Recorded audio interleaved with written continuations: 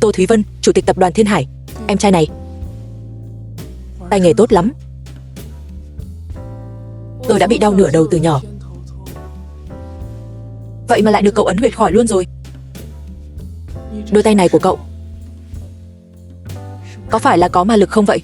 Dương Phong, nhân viên tiệm đấm bóp, nếu không phải ngày mai còn có việc thì tôi thật sự sẽ gọi cậu đến đấm bóp những nơi khác đó. Cũng không vội mà.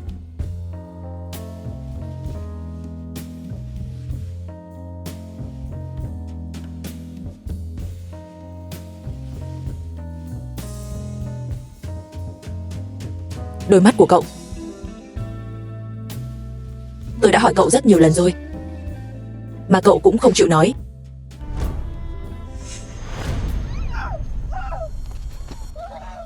Cứu tôi với. Đừng mà, thả tôi ra đi.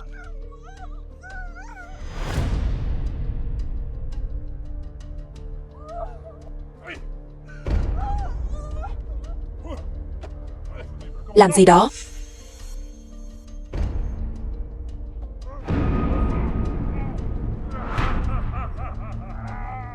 Phá hỏng chuyện tốt của ông đây sao? Thật đáng tiếc. Tặng cho cậu viên bích tỷ này, có thể giúp lưu thông máu, nói không chừng sẽ giúp ích cho đôi mắt của cậu đó.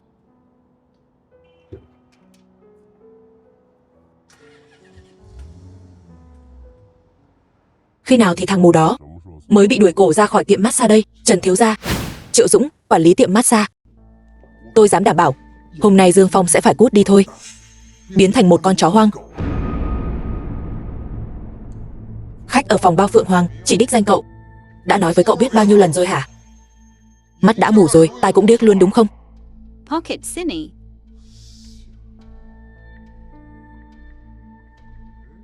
Nhóc mù này, hóa ra là cậu đã trộm viên bích tỷ của tổ tiên tôi để lại, đưa đây. Triệu Dũng, xương bả vai anh nhô ra rất nhiều. Cái này gọi là khí huyết dồn lên xương. Nếu cứ tiếp tục tức giận như vậy thì sẽ có chuyện chẳng lành xảy ra. Thằng mù thúi, đã cướp bảo vật gia truyền nhà tôi mà còn dám đánh tôi. Cậu đứng lại đó cho tôi.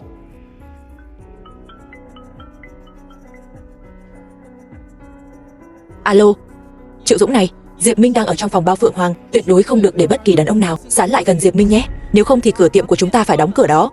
Dương Phong đã lên trên đó rồi. Dương Phong nói muốn sờ thử xem làn da của Diệp tổng có mềm mại hay không đó. Em không cản cậu ta được, còn bị cậu ta đánh cho một trận nữa chứ. Diệp Minh, tổng giám đốc tập đoàn Diệp Thị. Ra ngoài. Triệu Dũng cái tên khốn này. Diệp tổng muốn nằm sấp hay là nằm ngửa đây ạ? Anh biết tôi sao? Nếu như anh đã biết là tôi rồi, anh còn dám vào đây sao? Tôi không quan tâm Lâm Hà đang ở đâu, trong vòng 10 phút phải có mặt ở đây cho tôi. Nếu không thì cái tiệm này của cô ta đừng hòng hoạt động nữa. Diệp tổng, tôi nghĩ là cô có thể thử một chút xem sao. Thử quái gì chứ, cút ra ngoài cho tôi. Giọng nói của Diệp tổng không đúng lắm, phát ra rất gấp gáp, chói tai và nóng nảy. Đây là biểu hiện của một người mạnh mỏng, phúc đức ít. Anh đang nói gì vậy? Cô đã nghe 4 từ này chưa? Lúc cao lúc thấp. Nếu như còn hét lên nữa thì âm thanh sẽ từ chói tai chuyển sang khàn đặc, giống như tiếng vải bị rách. Không nên như vậy. Tôi đã từng nghe thấy giọng của Diệp tổng, nó vô cùng êm dịu. Giọng thanh như vàng, là âm thanh của sự giàu sang phú quý. Sự biến đổi âm thanh cho thấy Diệp tổng hoặc là bị bệnh, hoặc là bị thương. Ở đây này,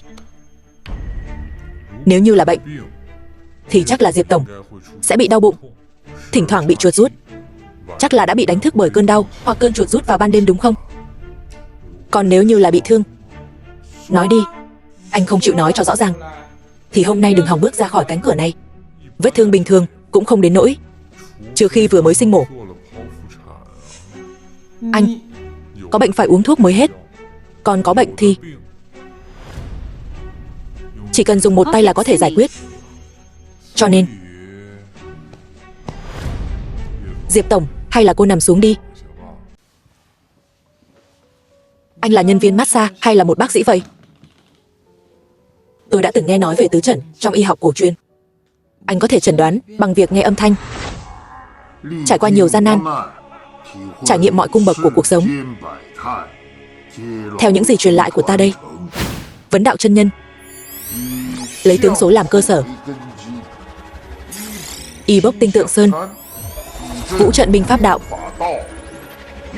Người được định trước sẽ xuất hiện. Đó chính là ngày phục mạnh của ngươi, cũng là lúc ngươi hóa rồng bay lên. Ngày bị mù cũng là ngày nhận được truyền thừa, cũng coi như là hóa họa thành phúc. Coi như là vậy đi. Chỉ là mắt không nhìn thấy thôi, dùng tai để nghe. Tôi thực sự bị đau bụng và có bệnh đau thắt lưng, đặc biệt là vào ban đêm. Tỉnh giấc vì co giật toàn thân. Tôi cũng đã tìm chuyên gia trong lĩnh vực này, nhưng mà đều không có hiệu quả gì cả. Anh thật sự có cách sao? Cứ yên tâm đi. Diệp tổng, cô phải nằm xuống. Anh nhìn thấy sao? Không cần nhìn, tôi có thể nhận biết thông qua các phản ứng của cơ bắp.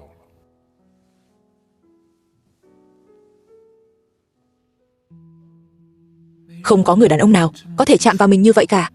Hôm nay mình bị làm sao thế này? Diệp tổng, trước 4 giờ cô không có việc gì chứ? Anh hỏi chuyện này để làm gì? Bởi vì cô sẽ ngủ đến 4 giờ đó.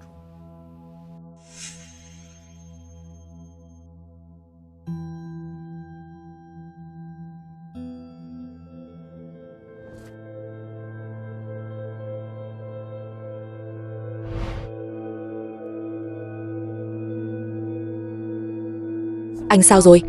Tôi đưa anh đến bệnh viện nhé. Anh thế nào rồi? Có phải cô là người đã đưa tôi đến bệnh viện hay không? Thật xin lỗi.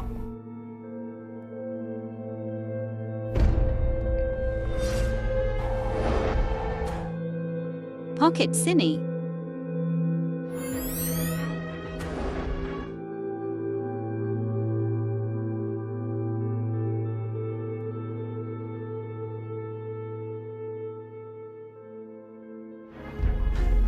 Tôi khôi phục thị lực rồi. Có chuyện gì vậy? Tôi thấy ánh sáng rồi. Chắc hẳn tất cả người mù đều khao khát ánh sáng nhỉ? Thật đáng thương. Áo choàng tắm màu đỏ của cô rất đẹp. Một cái áo choàng thôi mà. Màu đỏ. Anh nhìn thấy sao? Anh vậy mà lại có thể nhìn thấy sao? Cô là ánh sáng trong tim tôi đó. Có thể nhìn thấy cô, tôi thực sự vô cùng vui vẻ. Còn tôi thì vô cùng không vui. Cô không nhận ra tôi sao? Này, anh muốn làm gì đó? Cô nghe tôi nói đã. Cái đêm tôi bị mù thì cô chính là người đã đưa tôi đến bệnh viện đó. Tôi cứ tự nhủ sao trông anh quen mắt thế, hóa ra là anh sao? Trong khoảnh khắc đó, tôi đã nhìn thấy khuôn mặt của cô. Và rồi, mọi thứ chìm vào bóng tối. Là cô đã kịp thời đưa tôi đến bệnh viện, nên đã giữ được con mắt của tôi. Cũng là cô đã giúp tôi một lần nữa thấy lại ánh sáng. Chuyện đưa anh đến bệnh viện thì không sai, nhưng mà nếu như nói tôi đã giúp anh thấy lại ánh sáng một lần nữa, thì anh còn có thể nói gì bớt nhảm nhí hơn nữa được không chứ? Thật sự là như vậy mà. Có thể cô không tin, nhưng tôi đã quyết định rồi. Sao cơ? Tôi sẽ dùng cả phần đời còn lại để trả ơn cho cô. Cô đã kết hôn chưa? Tôi chưa kết hôn, cũng chưa có bạn trai. Nhưng mà anh không có cơ hội đó đâu. 3 tháng để theo đuổi tôi sao? Anh cũng tự tin quá rồi đó. 3 ngày thôi. Anh coi tôi là loại phụ nữ gì vậy hả? Sau bao năm cô đơn, cuối cùng hoa đào cũng đã nở. Nụ hoa này sẽ nở rộ hoàn toàn vào 3 ngày nữa. Cũng có thể nói là vào ngày sinh nhật của cô sẽ gặp được một nữ định mệnh của đời cô. Một nữ định mệnh của đời tôi. Anh đừng nói là anh đó nhé. Anh có thể đi rồi. Đã là định mệnh thì không thể nào chia cắt được. Dự đoán vận mệnh thông qua nét mặt của cô, thì cô sẽ cần đến tôi sớm thôi. Đã xuống chưa? Diệp tổng đã xuống hay chưa? Thưa chị họ, người vẫn chưa xuống ạ. Lâm Hà, bà chủ tiệm massage. Mỗi sáng trước khi giao ban, chị đều dặn dò rất kỹ, tuyệt đối không bao giờ để người massage nam tiếp cận với Diệp Minh.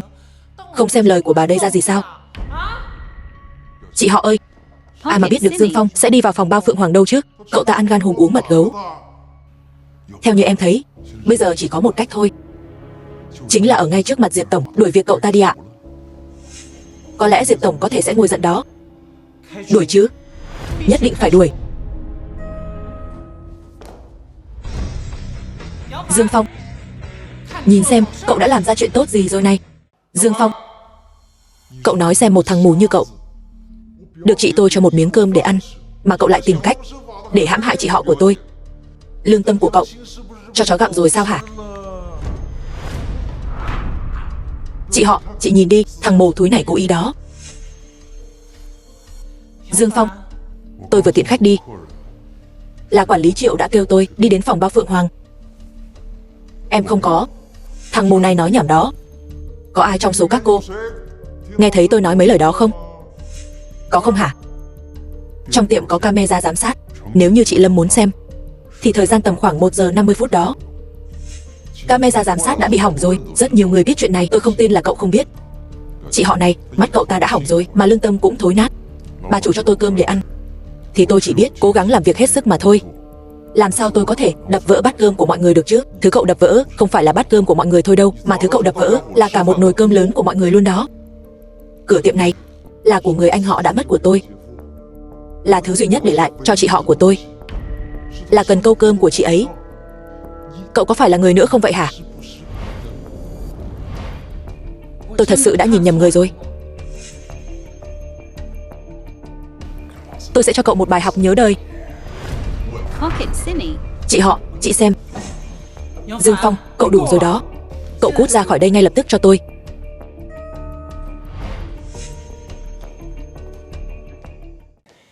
Diệp tổng ơi, hành vi của Dương Phong không liên quan gì đến cửa tiệm này cả. Tôi đã đuổi việc cậu ta rồi. Cô hãy nguôi giận đi nhé. Diệp tổng này, mặc dù cậu ta chỉ là một thằng mù thúi, nhưng cũng không thể để cậu ta làm ô uế thanh danh của cô được. Anh có tư cách gì để nói lung tung về anh ấy chứ? Một câu hôi thối, hai câu mù loa, tôi thấy anh thiếu văn hóa vô cùng. Dương Phong này, nếu như cậu còn chút lương tâm thì cậu qua đây cho Diệp tổng tát 2 cái vào mặt. Nhìn tôi giống người thích tát người khác lắm sao? Tất nhiên là không rồi. Diệp tổng cô là người lịch sự, nhã nhặn nhất. Triệu Dũng, cậu nói xem có phải không? Phải, đúng vậy. Vừa nãy là do mặt của tôi không cẩn thận chạm vào bàn tay Diệp tổng thôi ạ. Diệp tổng đây không những xinh đẹp tốt bụng mà giọng nói còn hay. Tránh ra.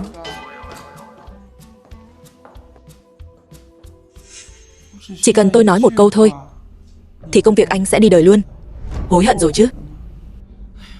Diệp tổng, tôi chỉ là một quá phụ. Cái tiệm này nhiều miệng ăn như vậy, xin cô hãy rủ lòng thương, đừng làm liên lụy đến cửa hàng nhé. Anh ấy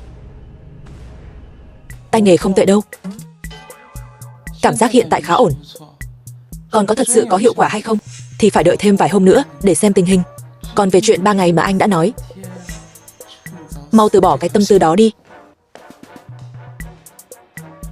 Diệp tổng cô đi thong thả. Diệp tổng đi thong thả nhé ạ. Chị Lâm, chị có còn muốn đuổi việc tôi nữa không? Cậu nghe nhầm rồi. Tôi có nói mấy lời như vậy sao? Nào lại đây, Pocket mau Cine. nói cho tôi biết, rốt cuộc cậu đã làm thế nào mà chinh phục được Diệp tổng vậy? Tất nhiên là dựa vào nó rồi. Thần kỳ vậy sao?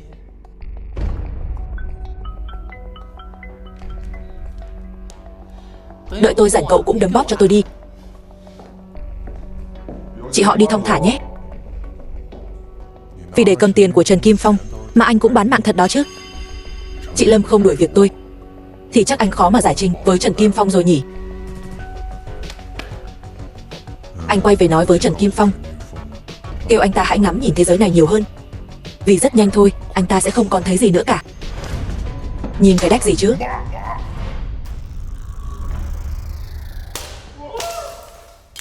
Quản lý Triệu bị đánh chảy máu rồi, toang rồi, tiêu rồi. Mấy người mau nhìn đi, anh ta điên rồi.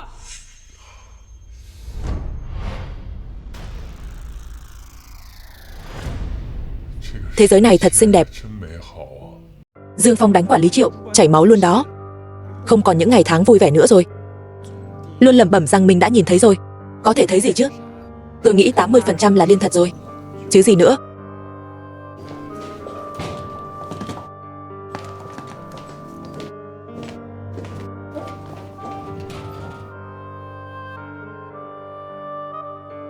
Dương Phong này, anh mau chạy trốn đi. Lily này, cô đừng đứng trước mặt tôi mà thay đồ nữa. Tôi đã có thể nhìn thấy rồi đó. Dương Phong, đầu óc anh bị dọa cho hỏng luôn rồi sao? Tôi sẽ giúp anh nói chuyện với quản lý Triệu nhé.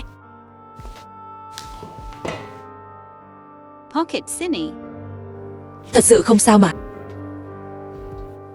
Tôi nói không sai chứ. Diệp tổng cần tôi. Ngày thứ nhất, mơ đẹp đấy. Tôi đến đây để yêu cầu Lâm Hà đuổi việc cậu đó. Vậy sao?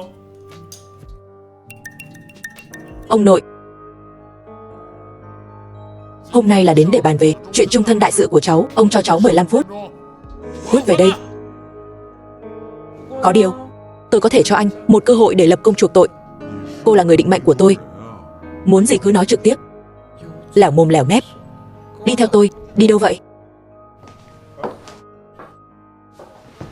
Trần thiếu gia ơi, hôm nay xảy ra chút chuyện ngoài ý muốn. Anh đừng.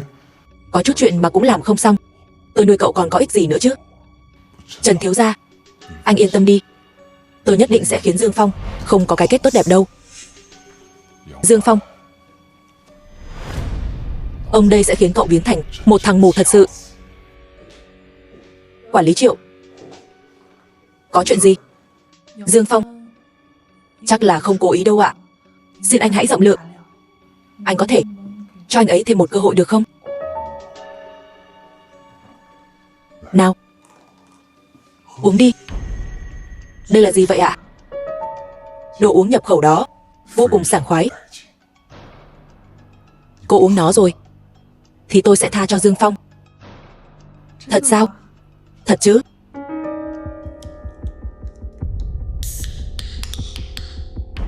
Vậy thì tôi thay Dương Phong cảm ơn anh nhé. Không cần cảm ơn đâu.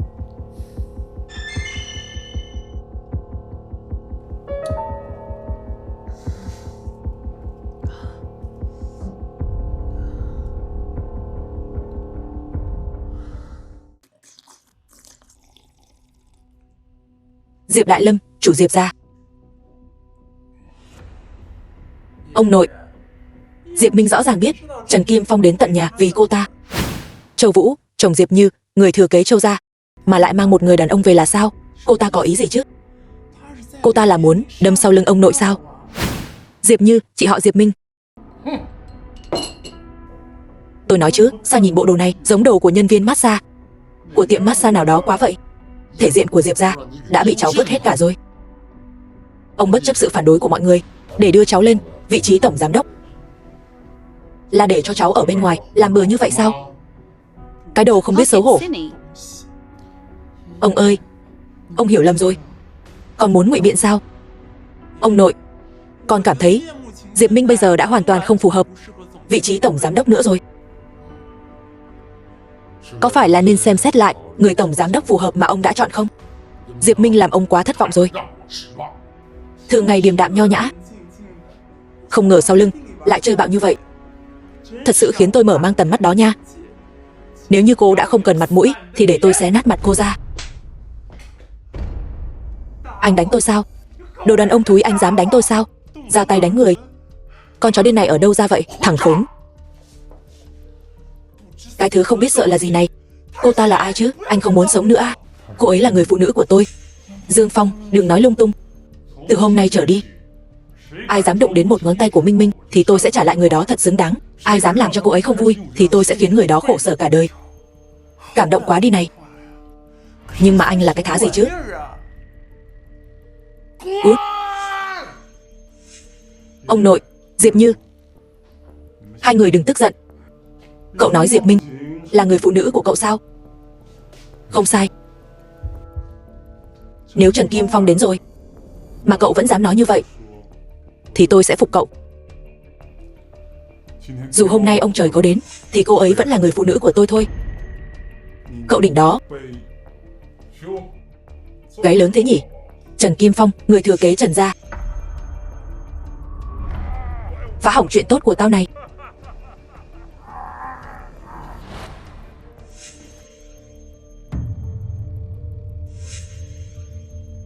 Dạo này khỏe chứ? Pocket Cine. Rất tốt. Còn anh? Sắp không ổn rồi đó. Tôi có chỗ nào không ổn chứ? Con mắt. Còn nghĩ đến mắt nữa sao? Cậu chán sống rồi sao? Muốn báo thù sao? Đến đi, ra tay liền đi. Nào, trực tiếp khiến anh thành một thằng mù. Vậy thì không phải quá hời cho anh rồi sao? Tiếp theo vào ngày đầu tiên, mắt của anh sẽ cảm thấy khó chịu. Hôm thứ hai, tầm nhìn sẽ mờ và theo đó là nhìn thấy hình ảnh kép. Ngày thứ ba sẽ đau đớn không chịu nổi, rồi tự tay cào đến mù lòa đôi mắt của mình.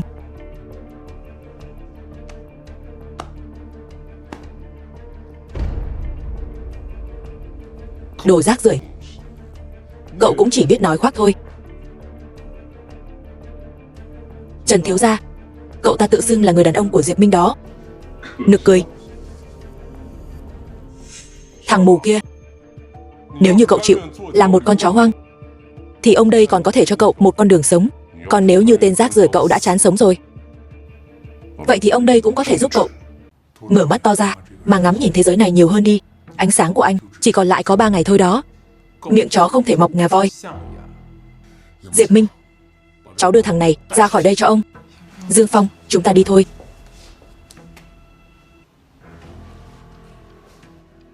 An phận với hiện tại thì cả đời giàu sang, nếu không thì sẽ hối hận đến cuối đời. Trông chừng vợ anh cho kỹ, nếu không thì anh sẽ có một cặp sừng mãi mãi không gỡ xuống được đó. Ông cụ sức khỏe không tốt là bởi vì chuỗi hạt ở trên cổ tay phải, nó đã hút đi quá nhiều sức sống của ông. Đây là tấm lòng của người con cả đã dành tặng cho tôi. Chẳng lẽ ý của cậu là anh muốn nói là ba tôi muốn lấy mạng của ông nội tôi sao? Nếu đúng là ba của cô tặng, vậy thì ba của cô đúng là muốn lấy mạng ông nội cô rồi. Thằng khốn. Ông nội ơi, bình tĩnh lại đi ạ.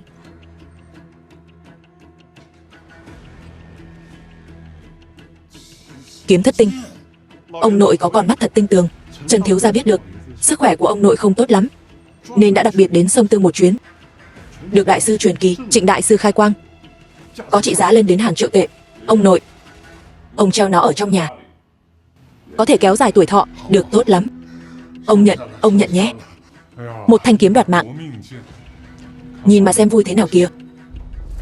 Diệp Minh, chọc ông nội tức lên đường, để không còn ai quản lý được cô nữa, đúng không? Ông nội đã tìm cho cô một người đàn ông tốt như Trần thiếu gia mà cô không cần, vậy mà lại lôi đại một người đàn ông ở ngoài đường về. Ở ngoài đường lôi đại một người về sao?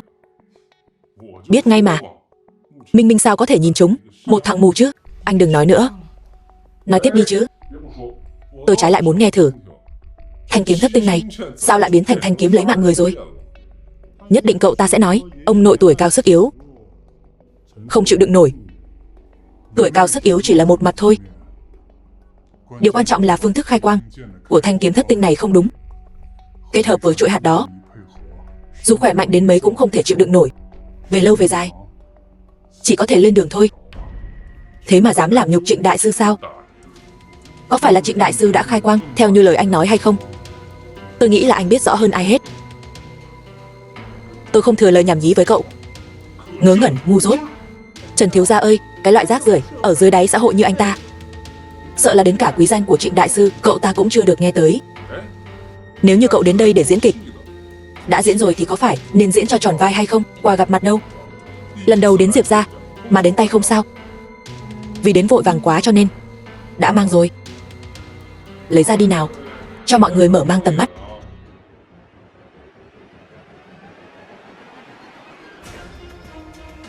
Bích tỷ sao? Nhìn vào hình dạng và màu sắc đậm nét này, chẳng lẽ đây là loại quý hiếm bậc nhất trong các loại bích tỷ? Tinh linh xanh sao? Bích tỷ là gì? Tinh linh xanh là gì? Thưa ông nội, viên đá quý hiếm bậc nhất này, Tô Thúy Vân của tập đoàn Thiên Hải đã đấu giá giành về với giá 10 triệu tệ đó ạ. Chú ruột của cháu đã có mặt ở đó. 10 triệu sao? Quả thật là Tô Thúy Vân đã tranh viên tinh linh xanh về tay với giá 10 triệu.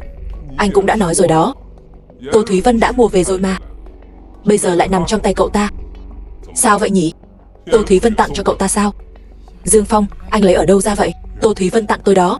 Sau khi cậu bị mù thì cậu không biết giữ mồm giữ miệng luôn nhỉ? Sao cậu không nói là Ngọc Hoàng Đại Đế tặng cho cậu luôn đi? Chẳng lẽ là đồ nhái sao? Sao anh ta có thể được tặng món châu báu trị giá lên đến hàng triệu cơ chứ?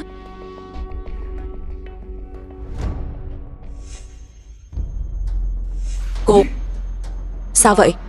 Còn muốn đánh tôi nữa sao? Sao thế? Bị vạch trần nên thẹn quá hóa giận sao?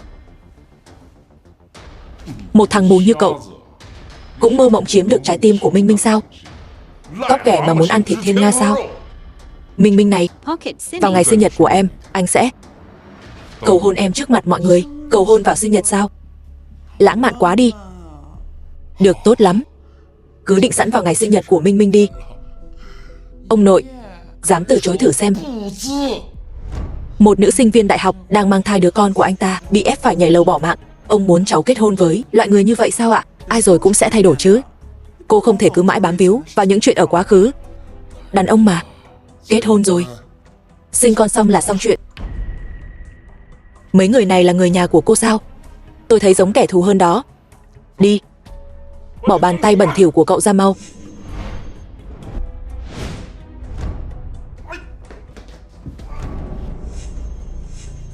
Thằng mồ thối kia cậu đừng có. Ông nội, lỡ như Trần Kim Phong ôm hận chúng ta thì sao đây? Trần thiếu gia không mang kiếm thất tinh đi, chứng tỏ không ghim hận chúng ta. Nếu như Minh Minh đến cùng vẫn không chịu gả vào Trần gia thì khó nói đó. Ông Lương, chờ ông đã lâu, ông hãy đến xem thử thanh kiếm thất tinh này đi.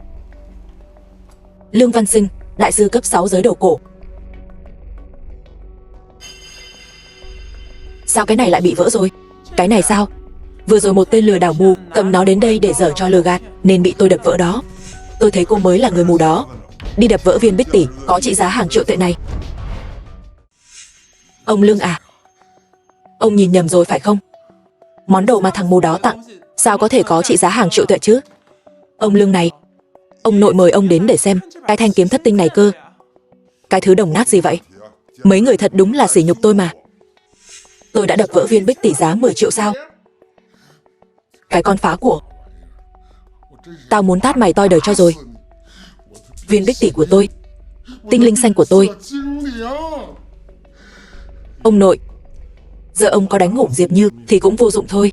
Ai mà có ngờ nó là thật chứ. Đó là 10 triệu của ông đó. Theo như cháu biết, Tô Thúy Vân có 2 viên bích tỷ giống hệt nhau. Pocket Cô ta đã City. tặng 1 viên thì nói không chừng cũng sẽ tặng viên thứ 2 thì sao?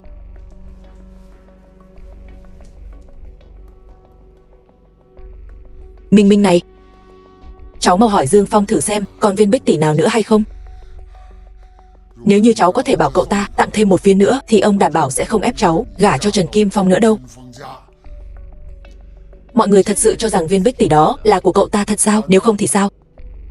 Trộm đó. Trộm sao? Chỉ có khả năng này thôi. Đồ vật mà Tô Thúy Vân bị trộm mất, ai dính vào cũng rước họa. Vậy chuyện này chính là Diệp Minh đã hợp tác với người ngoài để hủy diệt Diệp gia chúng ta đó. Bây giờ tôi dùng tư cách là người có ơn cứu mạng để hỏi anh, viên bích tỷ đó rốt cuộc làm thế nào mà có vậy? Thật sự là do Tô Thúy Vân tặng đó? Không phải là từ nhỏ cô ta đã bị đau nửa đầu sao? Sau đó tôi đã nhấn huyệt cho cô ta vài lần, hiệu quả không tệ, nên bích tỷ là quà cảm ơn. Tạm thời tin tưởng anh đó.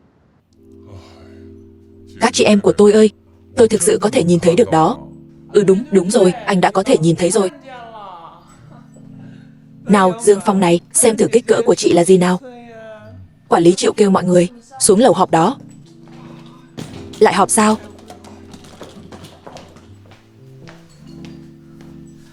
Dương Phong, quản lý Triệu nói sẽ không truy cứu anh nữa, anh yên tâm đi nhé. Sao Triệu Dũng lại rộng lượng như vậy được chứ?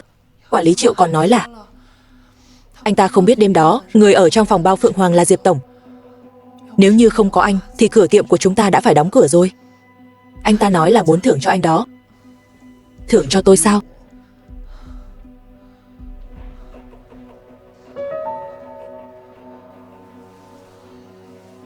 Dương Phong, tôi đã thích anh rất lâu rồi.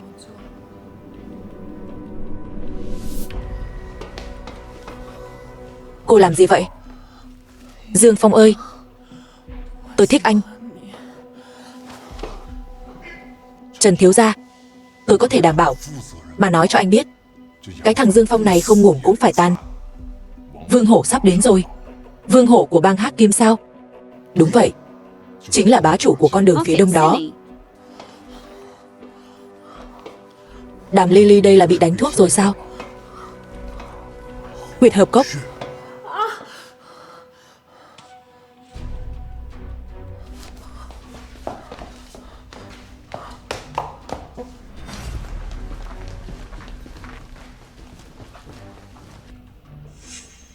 Đây là thứ mà Triệu Dũng kêu cô đem đến sao?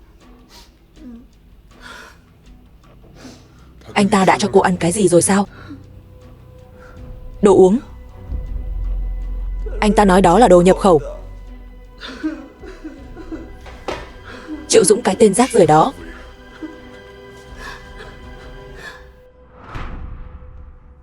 Đàm Lily, con đàn bà thúi. Thằng rác rưởi này, ông đây trừng trị chúng bây. Lên. Đã ngủ với người phụ nữ của ông đây mà còn dám đánh ông đây. Chán sống rồi phải không? Anh Hổ, là do tôi đã quyến rũ anh ấy đó, con đàn bà thúi. Thả ra, ông đây đánh cô ta xong thì sẽ đến lượt cậu. Cậu có biết ông đây là ai không hả? Ông là người của bang Hắc Kim đó. Chán sống rồi sao?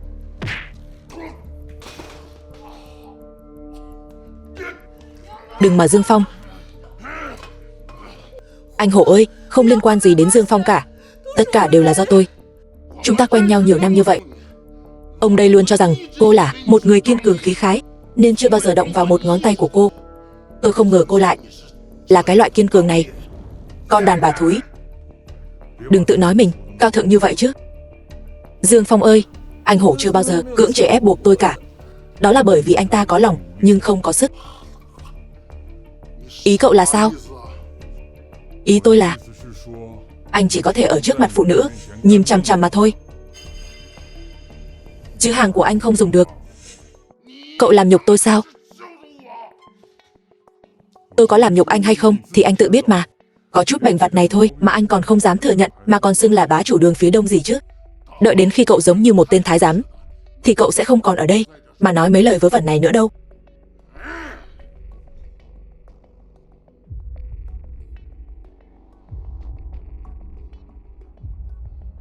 Tìm một ông bác sĩ trung y châm cứu một chút vào những vị trí này, rồi ngày mai anh sẽ phải đến cảm ơn tôi đó. Làm qua loa vài cái, lừa kẻ ngốc sao? Mang theo người của anh. Cút đi. Đợi đó. Đi thôi.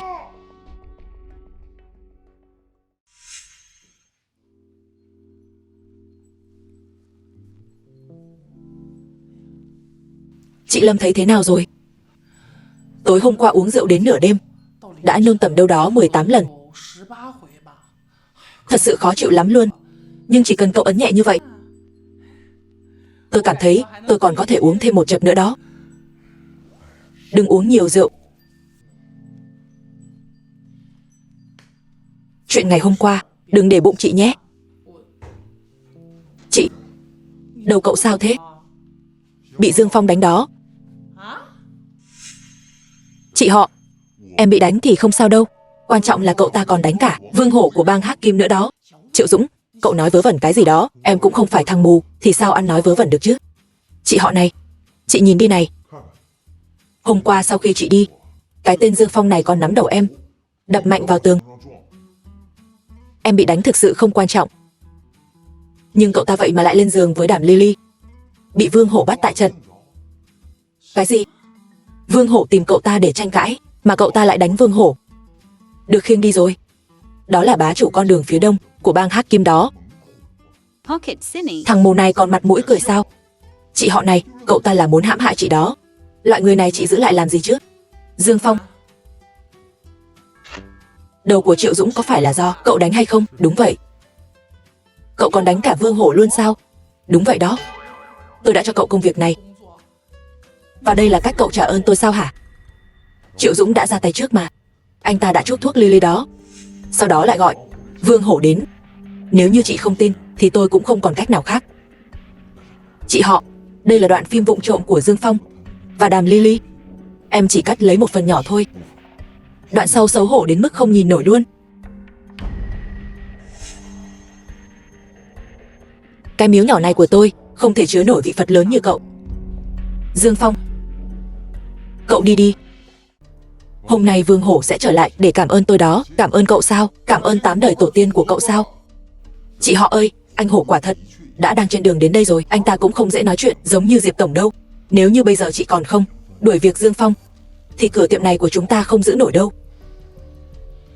Chị họ, anh họ của em sau khi qua đời chỉ để lại cho chị duy nhất một thứ, chính là cái cửa tiệm này thôi đó. Chị nỡ lòng để cho nó bị phá hủy trong tay một người ngoài sao? Dù cho anh có nói hay đến đâu thì lát nữa Vương Hổ đến, anh cũng sẽ phải biết tay thôi. Mượn danh nghĩa của anh Hổ để ra uy, sao cậu dám? Anh Hổ đến rồi. Lát nữa anh Hổ hỏi đến, chị cứ nói là đã đuổi việc cái tên Dương Phong này rồi nhé. Anh Hổ, Dương Phong đã không còn là nhân viên của cửa tiệm chúng tôi nữa rồi. Anh cứ tùy ý xử lý cậu ta, chị họ tôi cũng sẽ không có bất kỳ ý kiến gì đâu ạ. Anh Hổ ơi, Dương Phong chắc là có hiểu lầm gì đó. Không có hiểu lầm gì cả. Cái thằng này không những đã chơi người phụ nữ của anh mà còn đánh anh nữa. Anh, chuyện này hoàn toàn điên rồ, bắt đầu nói những lời linh tinh rồi. Có thể thấy hôm qua đã bị đánh nghiêm trọng như thế nào luôn đó. Cái loại giống như thằng mồ thúi này phải bị chặt thành 8 mảnh mới xong chuyện đó. Cậu còn dám nổi sao? Coi thường anh Hổ sao? Đúng không anh Hổ?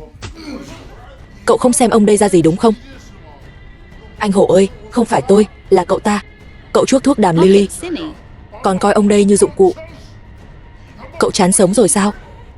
Đừng đánh mà. Đừng đánh mà, đừng đánh nữa mà. Cứ như thế này đi. Còn có lần sau nữa thì tiện anh ta lên đường luôn. Anh Phong, nghe anh đó. Tối hôm qua được 3 lần. Cảm giác đã lâu không có thật tuyệt vời.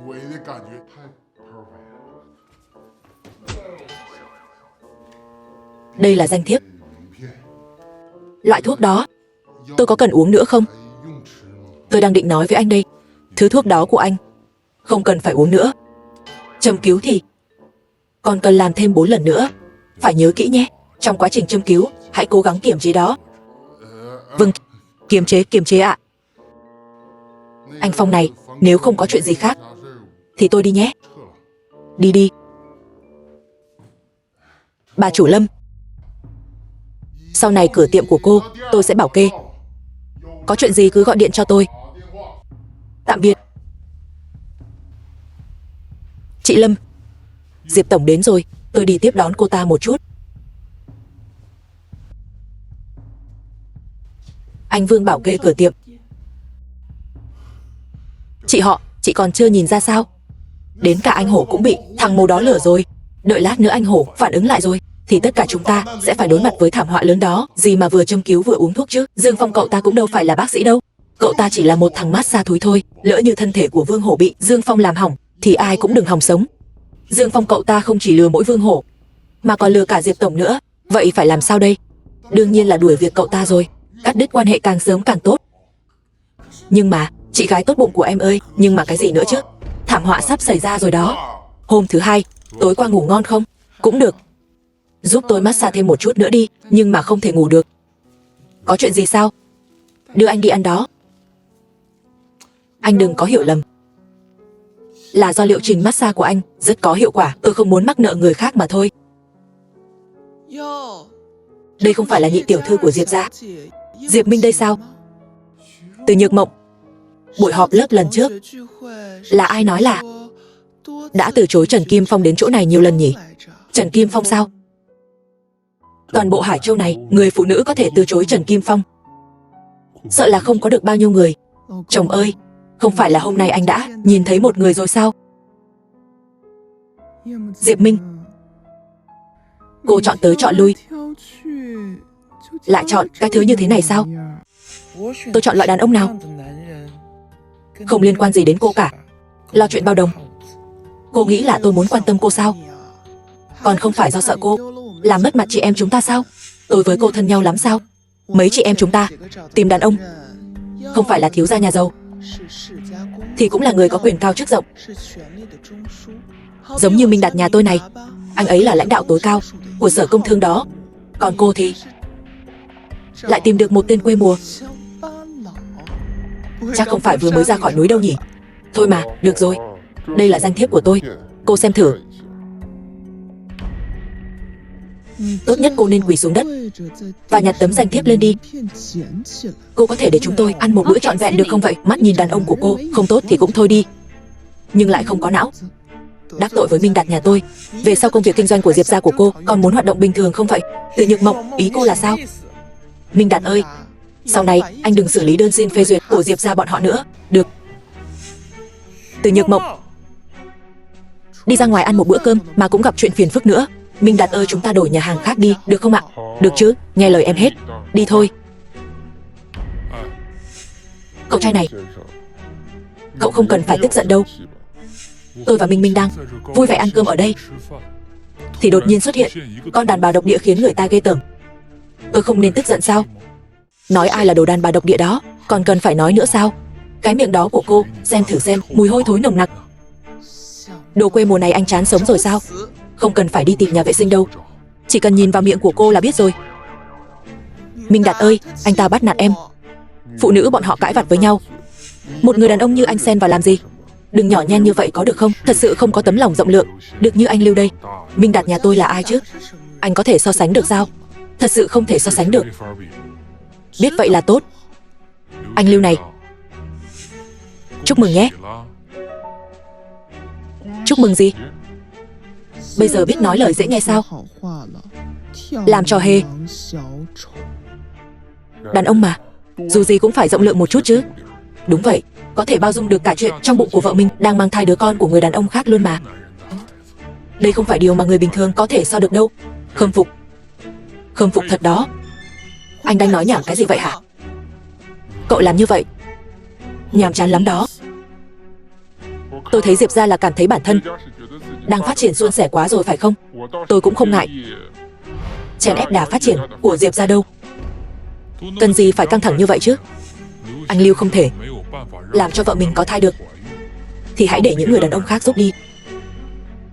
Hơn nữa có thai, đây chẳng phải là tin vui lớn hay sao? Còn dám nói nhảm nữa thì tôi sẽ xé nát cái miệng tối của anh ra đó. Thủ tục phê duyệt của Diệp gia về sau đừng hòng được thông qua ở chỗ của tôi. Diệp Minh, tôi nói cho cô biết, chuyện này còn chưa xong đâu. Chuyện này còn phải tiếp tục chứ. Nói thế nào thì bé con cũng phải tầm 9 tháng mới có thể ra ngoài. Cậu nói nhảm thêm một câu nữa thử xem. Anh Lưu này, tôi có nói lung tung hay không? Thì anh đưa cô ta đến bệnh viện kiểm tra một chút là biết. Sáng sớm em đã đi bệnh viện rồi đúng không? Minh Đạt, chúng ta đi thôi. Em không. Minh Đạt,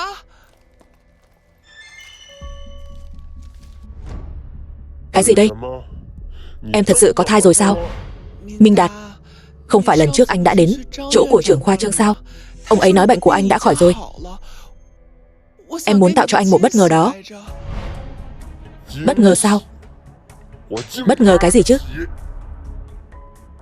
Đi mau. Làm thế nào mà anh biết được Từ Nhược Mộng đang mang thai vậy? Cơ thể có bệnh có thể được biểu hiện ra dưới dạng khí, cũng có thể biểu hiện lên trên khuôn mặt. Vậy anh nhìn tôi thử xem. Tôi cảm thấy cô bây giờ có phải đã bắt đầu thích tôi rồi phải không?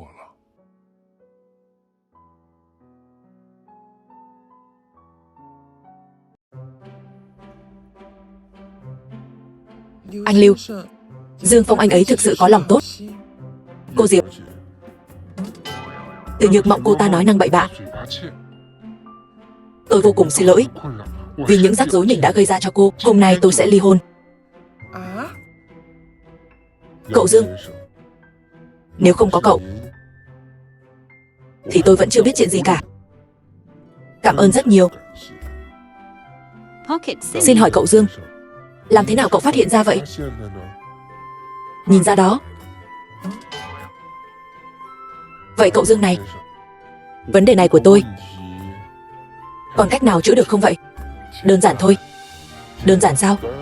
Tôi đã chạy chữa ở vô số bệnh viện, uống không biết bao nhiêu loại thuốc, đều vô dụng.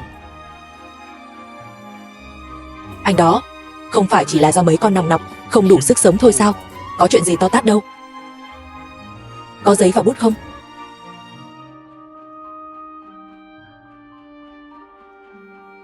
Dựa theo đơn thuốc này mà uống. Hôm nay uống, ngày mai thấy hiệu quả. Nhanh như vậy sao? Có nhanh hay không? Anh thử là biết ngay mà. Vô cùng cảm ơn cậu. Nếu như có hiệu quả, tôi sẽ biết ơn vô cùng. Thôi tôi không làm phiền hai người nữa. Dương Phong, anh không thể kê bừa đơn thuốc cho người ta được. Ông nội, anh còn dám tới sao? Cái đồ tham lam không biết điểm dừng. Dương Phong, tôi hỏi cậu, viên bích tỷ đó từ đâu mà có? Dương Phong đã chữa khỏi chứng đau nửa đầu của Tô Thúy Vân. Nên Tô Thúy Vân, ông hỏi cháu sao? Kẻ trộm này quả nhiên giỏi nhỉ. Đã trộm cả trái tim của Diệp Minh đi luôn rồi. Ai là kẻ trộm? Anh là kẻ trộm đó. Trộm mất viên bích tỷ của Tô Thúy Vân. Trộm sao? Chẳng lẽ là Tô Thúy Vân tặng cho anh sao? Được thôi, cô nói trộm thì là trộm đi. Nói chuyện trộm cắp một cách rất thản nhiên như vậy, xem ra là trộm quen thói rồi nhỉ. Nhưng cậu có biết chuyện này sẽ mang đến cho Diệp gia mối nguy lớn như thế nào không hả? Ông nội, Diệp Minh luôn mang theo một tên trộm ở bên cạnh mình. Cháu cho rằng cô ta đã không còn thích hợp ngồi ở vị trí tổng giám đốc này nữa rồi. Công ty đang gặp khủng hoảng lớn như vậy mà cô không biết. Cô cảm thấy thích hợp không? Tập đoàn Thiên Hải của chúng ta rớt từ 3 sao xuống còn 1 sao. Sao cơ? Cũng bởi vì cháu đã tìm một người đàn ông. Đàn ông không sạch sẽ về. Ông nội ơi, tập đoàn Thiên Hải có một hệ thống xếp hạng sao riêng biệt. Chuyện này không liên quan gì đến Dương Phong cả. Anh ta đã trộm viên bích tỷ của Tô Thúy Vân. Tập đoàn Thiên Hải đã điều tra ra mối quan hệ giữa hai người. Chút giận lên đầu Diệp gia chúng ta, do đó mà hạ xuống xếp hạng sao của chúng ta. Cô nói xem có liên quan hay không hả? Chuyện rành như vậy rồi mà còn biện minh cho anh ta. Bị một thằng mù kiểm soát rồi sao? Cô có rẻ rách quá không? Tôi thấy cái miệng của cô mới rẻ rách đó. Sao vậy? Lại muốn đánh người nữa sao? Dám sao? Ông nội, cháu sẽ lập tức gọi điện cho trưởng phòng Hồ của tập đoàn Thiên Hải ngay. Alo. Xin chào trưởng phòng Hồ, tôi là Diệp Minh của tập đoàn Diệp Thị. Xin hỏi quý công ty vì sao lại hạ cấp xếp hạng sao hợp tác của chúng tôi vậy? Tập đoàn Thiên Hải chúng tôi có sự đánh giá chuyên sâu, Diệp gia các cô không đạt tiêu chuẩn thì đương nhiên sẽ bị hạ cấp thôi. Chuyện này không liên quan gì đến Dương Phong cả. Mấu chốt ở đây sao? Diệp Minh, trong mắt của cô, một thằng mù tàn tật còn quan trọng hơn Diệp gia chúng ta luôn sao? Rớt từ 3 sao xuống 1 sao sẽ gây ra hệ quả dây chuyền. Đúng là một mối nguy khủng khiếp. Nếu như cháu có thể chấp nhận lời cầu hôn của Trần thiếu gia thì chẳng phải vấn đề trước mắt của chúng ta đã được giải quyết rồi hay sao? Người như Trần thiếu gia mà không muốn, lại chọn một thằng mù, đúng là rẻ rúng không chịu nổi. Sao vậy? Anh không phục sao? Vậy thì anh hãy tìm đến tập đoàn Thiên Hải điều chỉnh sao lại như cũ đi. Không phải là cậu nói viên bích tỷ đó là do Tô Thúy Vân đã tặng sao? Vậy xem ra quan hệ của cậu với Tô Thúy Vân không bình thường rồi. Cậu đi tìm Tô Thúy Vân để giải quyết mối nguy lần này đi. Có vấn đề gì không? Không vấn đề gì. Cậu ta nói không vấn đề gì kìa. Bản thân anh ta đã là một vấn đề lớn rồi, còn nói là không sao. Diệp Minh, một khi đã đưa cậu ta đi thì trước tiên phải giữ cho tốt cái miệng cậu ta đã. Dương Phong, xử lý vấn đề xếp hạng sao? Chỉ quen biết Tô Thúy Vân thôi là chưa đủ đâu. Quen biết sao? Cô là đứa trẻ 3 tuổi sao? Bị lừa dễ dàng như vậy? Dương Phong, ở ngay trước mặt ông cụ mà cậu dám nói là có quen biết với Tô Thúy Vân sao? Không chỉ quen biết mà còn rất thân đó. Mạnh miệng thật đó. Chuyện này cô cứ yên tâm đi. Ngày mai, thậm chí là hôm nay đã có thể sẽ có một kết quả tốt rồi. Thật sao? Ông nội, Diệp Minh cứ như vậy mà bị một thằng mù lừa mất tâm trí luôn rồi. Làm mất thể diện. Ông nội ơi, chuyện này cứ giao cho cháu đi. Cháu có một người bạn có quan hệ không tệ với trưởng phòng Hồ của tập đoàn Thiên Hải. Bây giờ cháu sẽ liên lạc thử. Thấy chưa hả? Đúng là Châu Vũ của chúng ta. Như đã tìm thấy một nơi nương tựa tốt. Cháu hãy nhìn lại người đàn ông mà cháu mang về kia. Ông ơi, mối nguy lần này đã qua rồi, nhưng mà chúng ta không thể giao lại Diệp ra cho Diệp Minh được nữa đâu. Nếu như Châu Vũ phát huy được khả năng của mình, Diệp ra giao cho hai vợ chồng cháu không thành vấn đề gì. Chiều nay tập đoàn Thiên Hải có một hội nghị xúc tiến đầu tư đấy. Có thể tham gia buổi đầu tư của tập đoàn Thiên Hải hoặc là đối tác Hàng năm sao? Hoặc là một công ty có tiềm năng rất lớn, được tập đoàn Thiên Hải công nhận. Diệp gia chúng ta trước giờ vốn dĩ không có tư cách để tham gia. Ông ơi, đó còn không phải là do Diệp Minh không có năng lực hay sao? Lúc cô ta vừa mới đến công ty, nói rằng muốn làm cho công ty tỏa sáng rực rỡ. Kết quả là tất cả chúng ta đều bị lôi vào rắc rối cả rồi. Có thể tham gia hội nghị xúc tiến đầu tư chiều nay, thì tất nhiên vấn đề cũng được giải quyết. Vậy tôi lấy vài chỗ nhé. Ôi trời ơi, nói nghe dễ dàng quá nhỉ. Diệp Minh, hai người tụi bay cút đi. Alo, Tô Tổng, có thể gửi cho tôi vài tấm thư mời đến dự hội nghị xúc tiến đầu tư của tập đoàn Thiên Hải được không? Được rồi, cảm ơn cô nhé. Thư mời sẽ được gửi đến ngay thôi. Đây là diễn giết nghiện rồi sao? Pocket Gọi điện City. thoại cho Tô Thúy Vân, đòi thư mời sao? Ba của tôi còn không có cái bản lĩnh này đó. Cậu ta đúng là không biết rõ năng lực của mình đến đâu mà. Đồ mặt dày không biết xấu hổ. Có phải là mặt dày hay không? Lát nữa chúng ta sẽ biết ngay thôi. Xin chào, xin hỏi cô Diệp Minh là ai vậy? Tôi là Diệp Minh, xin hỏi anh là... Chào Diệp Tổng, đây là thư mời của Tô Tổng gửi đến.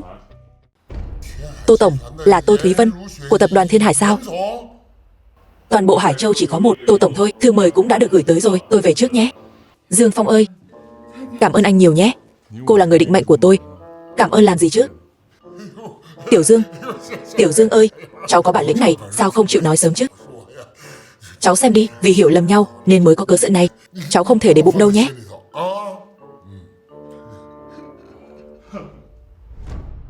Thư mời này là do cậu lấy được sao? Chứ chẳng lẽ là do anh lấy sao? Đúng là tôi đó. Đây là lịch sử trò chuyện của cháu và trưởng phòng Hồ, ông xem đi. Châu Vũ ơi, anh giỏi thật đó nha. Ông không có thấy trưởng phòng Hồ đồng ý mà. Ông nội ơi, một người có địa vị như trưởng phòng Hồ, trước khi việc này được hoàn thành thì sẽ không nói rõ ràng đâu. Người ta rất chú trọng đến tính thực tiễn. Ông nội, ông xem trưởng phòng Hồ cũng đã gửi đơn xin phép Tô Tổng rồi. Ông nội suýt chút nữa bị cậu lừa rồi.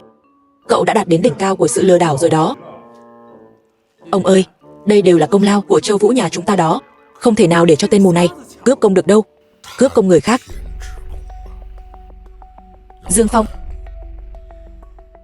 cậu to gan thật đó. Bị vạch trần rồi mà còn mặt mũi để cười nữa sao? Đầu óc không bình thường. Hội nghị xúc tiến đầu tư chiều nay, mấy người sẽ biết ai mới là người đầu óc không bình thường, ai có mặt dày hơn cả tường thành. Đi nhé. Dương Phong, tôi tiện anh, sao vậy? Cô vẫn muốn giữ cậu ta sao? Không thèm quan tâm Trần thiếu gia, mà lại quan tâm đến một người mù nhiều đến vậy. Cô nghĩ gì vậy chứ? Cô là tổng giám đốc của tập đoàn Diệp Thị, đại diện cho bộ mặt của toàn bộ Diệp gia. Để tôi xem nó có dám bước chân ra khỏi cái cửa này không. Tại sao? Vì bọn họ đã đập vỡ nát viên bích tỷ mà tôi đã tặng cho cậu. Tôi còn chưa hạ lệnh cấm vận Diệp gia là đã tốt tính lắm rồi. Tô Tổng này, cô có thể giúp một việc không? Cậu muốn kêu tôi nâng cấp sao của Diệp gia cao lên sao? Đúng vậy. Gia đình họ đối xử với cậu như vậy, cậu giúp bọn họ làm gì chứ? Tôi đã nhiều lần mời cậu đến làm việc cho tập đoàn Thiên Hải. Cậu dùng đủ mọi lý do để từ chối, mà bây giờ lại phải hạ mình cầu xin tôi đến giúp Diệp Minh. Tôi là phụ nữ, tôi cũng sẽ ghen đó. Chẳng lẽ Diệp Minh Pocket City. chính là người định mệnh mà cậu hay nhắc đến sao? Đúng rồi, tôi không tin vận mệnh. Nếu cô ấy không đưa tôi đến bệnh viện kịp thời thì đôi mắt của tôi đã không giữ được nữa rồi. Tôi cũng không thể hồi phục nhanh như vậy được. Đột nhiên có thể nhìn thấy, quả thật khiến người ta không thể hiểu nổi. Cậu đã lấy lại được ánh sáng. Tôi muốn làm một điều gì đó để mừng cậu. Thỉnh cầu của cậu tôi đồng ý. Cảm ơn chị Tô nhé. Nếu như cậu chỉ đang thèm thuồng thân thể của Diệp Minh, vậy thì cậu đã phản bội tôi rồi đó. Cậu mà lừa gạt tôi rồi thì tôi sẽ không dễ dàng bỏ qua cho cậu đâu đó.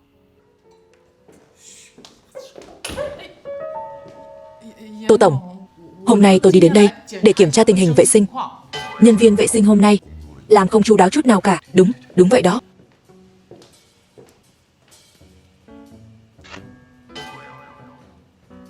Chị họ. Mấy cái khác em nghe không rõ, nhưng mà khi nãy Tô Tổng đã nói hai từ lừa gạt kia, chị cũng nghe thấy mà. Cái cậu Dương Phong này, cậu ta chính là một kẻ lừa đảo chuyên nghiệp đó. Thật không ngờ tới, Diệp gia của chúng ta cũng có ngày được tham gia hội nghị xúc tiến đầu tư của tập đoàn Thiên Hải. Ông ơi, đây đều là công lao của Châu Vũ đó. Người một nhà, không nói hai lời. Đúng vậy. Tương lai sáng lạn. Đương nhiên rồi. Diệp Minh, cô đang ngó nghiêng tìm gì vậy? Không phải là đang tìm cái tên tàn phế kia chứ? Cô thật sự nghĩ tên rác rưởi đó dám đến hay sao? Cậu ta nói dối như thật, to tiếng vang trời. Cô có thể dùng não một chút được không? Cháu càng ngày càng làm ông thất vọng. Không chạm mặt cái cậu họ Dương kia, tôi thấy trong lòng thoải mái vô cùng. Hy vọng từ nay về sau sẽ không cần gặp lại cậu ta nữa. Dương Phong, anh đến rồi. Sao anh lại đến đây? Tôi muốn đến thì đến, muốn đi thì đi thôi. Cô cấm được tôi sao? Ở Diệp gia có Diệp Minh chống lưng cho cậu, còn đây không phải là nơi cậu có thể gây rối lung tung đâu nhé. Diệp Minh, thời khắc quan trọng liên quan đến sự thăng trầm của Diệp gia chúng ta. Nếu trong lòng của con còn có người ông nội là ông đây, thì kêu cậu ta cút đi. Dương Phong này, hay là anh đi trước đi, có một mình em ở đây thì có bị bọn họ bắt nạt không? Cậu muốn làm tôi tức toi đời luôn sao? Ông nội, bình tĩnh đi. Dù sao thì cậu ta cũng không có thư mời tôi vào hội trường. Không cần phải có thư mời. Xông vào sao? Vậy anh vào thử đi. Quay lại đây.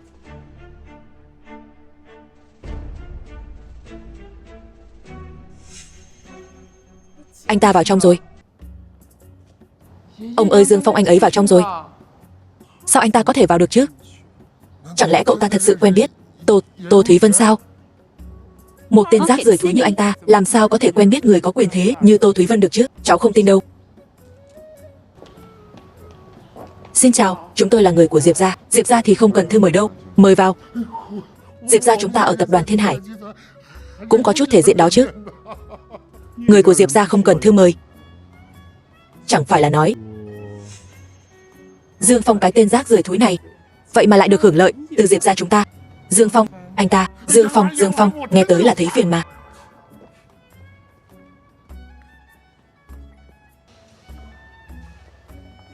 Tôi vào rồi này. Nói gì đi nào? Còn không phải là do được hưởng lợi từ Diệp gia chúng tôi sao? Rốt cuộc là có biết xấu hổ hay không vậy? Hưởng lợi của mấy người sao? Còn không phải sao?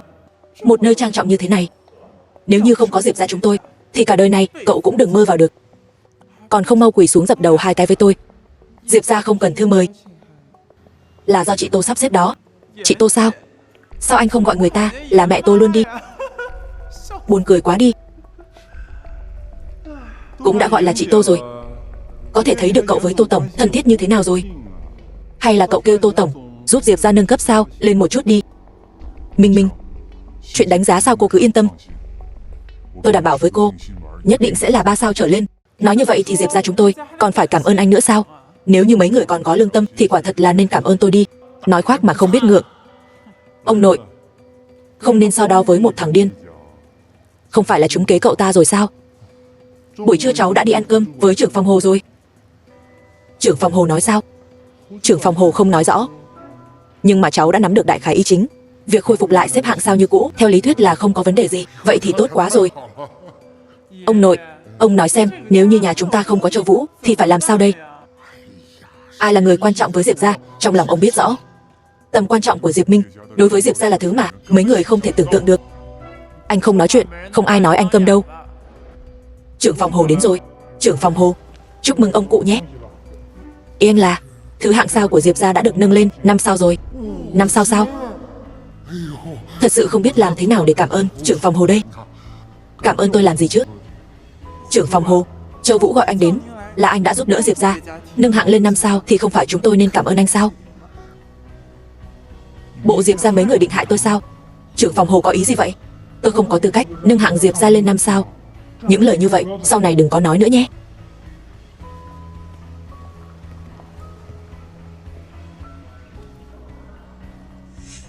Dương Phong, thật sự là anh. Tôi đã bảo cô yên tâm từ lâu rồi, mà cô có thèm nghe tôi đâu. Tiểu Dương này, cậu với Tô Tổng thân nhau như vậy, thì cậu phải giúp tôi giới thiệu một chút nhé.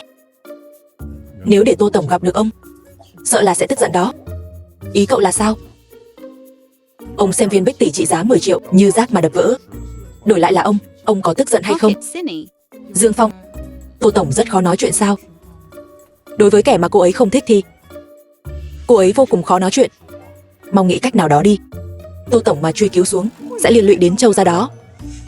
Dám liên lụy đến Châu gia thì tôi sẽ ly hôn với cô ngay lập tức. Em yêu anh nhiều như vậy, chỉ có một cách thôi. Đi cầu xin Dương Phong đi.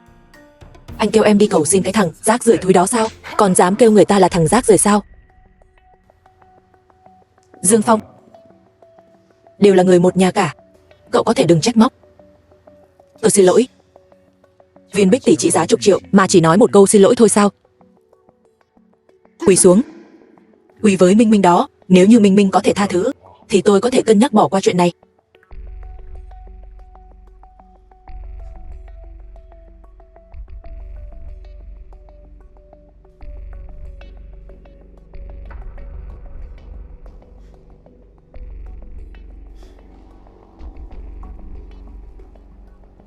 Bảo tôi quỳ với anh sao?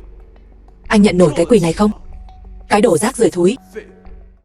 Diệp Như, sao lại ăn nói với Tiểu Dương như vậy? Em muốn ly dị đúng không? Mọi người nhìn đi.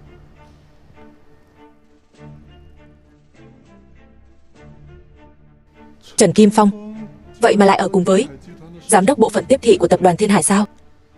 Chuyện này có nghĩa là gì sao? Trịnh Ngọc Minh, Trịnh Tổng là người mà trưởng phòng Hồ có thể so sánh sao? Cấp cao thực sự của tập đoàn Thiên Hải. Thời điểm này mà Trần Kim Phong và Trịnh Ngọc Minh lại ở cùng nhau là để xem xét lại hợp đồng nâng cấp xếp hạng sao của tập đoàn chúng ta. Còn không hiểu sao hả? Cô đúng là hết thuốc chữa rồi mà. Anh mới hết thuốc chữa đó. Vừa mới đánh Trần thiếu gia, bây giờ lại cướp công của Trần thiếu gia. Anh có bao nhiêu cái mạng chứ? Thấy chưa, ông đã nói rồi. Từ 1 sao điều chỉnh thẳng lên 5 sao thì chỉ có Trần thiếu gia mới có cái năng lực này mà thôi. Sức mạnh của Trần gia đã đạt đến mức này rồi sao? Khoan hãng nói. Trần thiếu gia và Trịnh Tổng qua đây rồi. Diệp Tổng, chúc mừng nhé. Tôi sẽ phụ trách việc hợp tác với Diệp gia. Sau này hãy chiếu cố nhiều hơn nhé. Là Trịnh Tổng chiếu cố chúng tôi mới đúng. Minh Minh, làm đối tác 5 sao của tập đoàn Thiên Hải là món quà cưới đầu tiên anh dành tặng cho em. Thấy thế nào? Có thích không? Trần thiếu gia, món quà lớn này của cậu, Diệp gia chúng tôi không biết làm sao để báo đáp. Ông nội, chúng ta là người một nhà, không cần nói hai lời đâu. Vì Minh Minh mà đánh đổi tất cả, cháu cũng nguyện ý. Minh Minh, mở to mắt ra nhìn cho rõ. Cái gì mới là đáng tin cậy?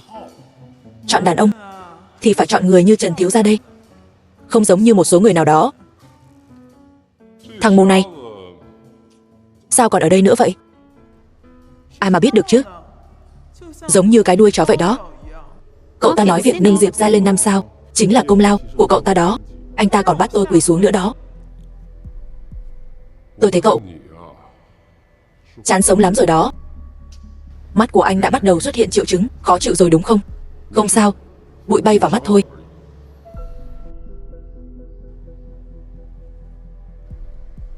Vô cùng yêu thích Minh Minh chứ gì. Tôi nói cho cậu biết, tôi theo đuổi Minh Minh cũng chỉ vì muốn đổi gió thôi. Đợi đến khi tôi theo đuổi được rồi thì tôi sẽ tặng cô ta cho rất nhiều đàn ông khác. Có tức giận không nào? Trịnh Tổng, tập đoàn Thiên Hải và Diệp gia có thể trở thành đối tác 5 sao là nhờ ai? Tôi nghĩ anh là người hiểu rõ nhất nhỉ. Quả thực là tôi biết. Chắc chắn là nhờ Trần thiếu gia rồi. Là nhờ cậu Dương. Cậu Dương sao? Dương nào cơ? Tuyệt đối không thể nào. Trịnh Tổng này, ông đã nói nhầm họ Trần với họ Dương rồi sao? Là Trần hay là Dương? Tôi còn có thể nhầm được sao? Trần Kim Phong, tôi nể tình cậu là người thừa kế của Trần gia. nên đã nói thêm vài lời với cậu. Đừng vì vậy mà cho rằng cậu có thể tùy tiện sỉ nhục tôi nhé. Dự án hợp tác mà ba cậu đã bàn với tôi không cần phải tiếp tục nữa. Trịnh Tổng, Trịnh Tổng, Trịnh Tổng ơi.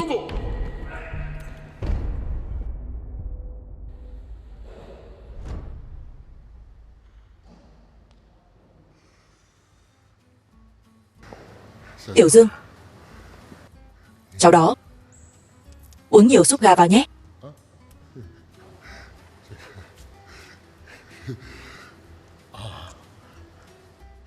Cháu biết là Dương nào rồi. Số điện thoại của Dương cháu. Dương của cháu họ Dương đó, Dương Bình. Đúng đó, cháu nhớ ra rồi. Dương của chúng cháu là nhà cung cấp lớn nhất của tập đoàn Thiên Hải. Dương ơi, có phải gần đây Dương đã cùng với Tô Tổng của tập đoàn Thiên Hải nhắc về chuyện đánh giá xếp hạng sao hay không ạ? Đã gọi một cuộc điện thoại, chắc cũng có ích một chút đó. Bảo ông Diệp yên tâm đi. Kết quả xếp hạng đã có rồi ạ. Là 5 sao ạ. 5 sao sao? Không ngờ là Tô Tổng lại cho Dương thể diện như vậy.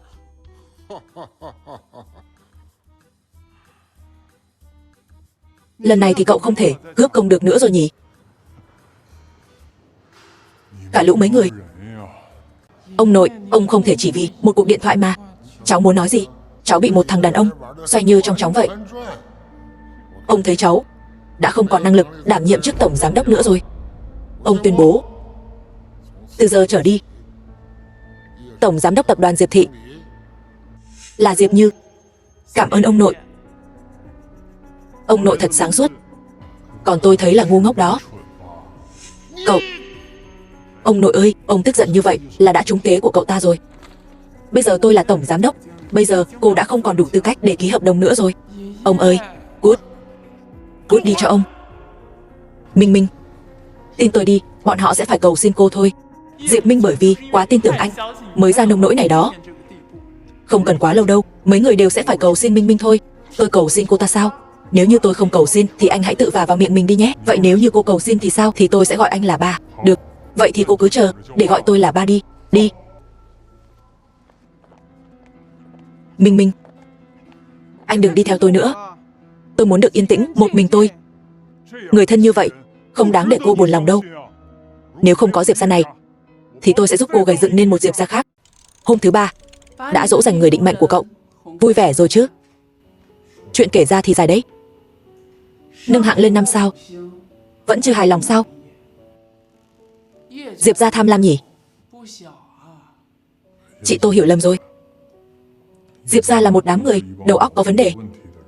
Qua cầu rút ván dễ xử lý mà. Tôi kêu chị Ngọc Minh lúc ký hợp đồng sẽ chỉ định Diệp Minh đảm nhiệm. Vậy thì cảm ơn chị nhiều nhé. Thật ghen tị với người định mệnh của cậu đó. Đến đây massage giúp tôi. Được.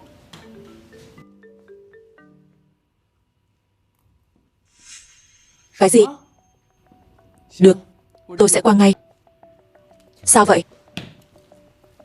Có chút chuyện. Vậy để tôi đi theo chị qua đó nhé. Ngày mai cậu không cần phải đi làm nữa. Anh không thể quyết định được. Là quyết định của chị họ tôi đó. Là do anh xúi giục phải không? Cần tôi xúi giục sao? Cả ngày hết lừa cái này đến lừa cái kia. Chị họ tôi không muốn bị cậu vạ lây. Là do Trần Kim Phong ra lệnh cho anh sao? Nghĩ sao cũng được. Tóm lại là cút đi. Muốn tôi đi rất đơn giản. Bảo chị Lâm đích thân nói với tôi. Chị họ ơi, ra đây chút đi.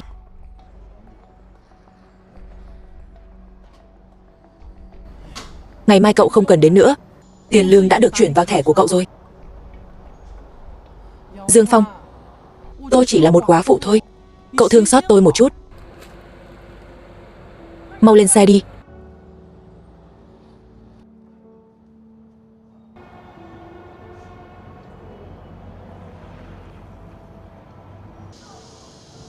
Triệu Dũng này, có phải là chúng ta đã hiểu lầm Dương Phong rồi hay không? Nếu như cậu ta không nhờ vào lừa đảo mà thực sự có được thiện cảm của Tô Tổng giỏi như vậy, cậu ta đã phất lên như diều gặp gió rồi. Vậy tại sao không thôi việc đi? Làm nhân viên massage bộ vinh quang lắm sao? Cho nên sự thật chỉ có một. Đó chính là cậu ta sợ là một ngày nào đó bị phát hiện rồi thì sau này sẽ không có cơm ăn đó. Sắp bắt đầu thi công rồi.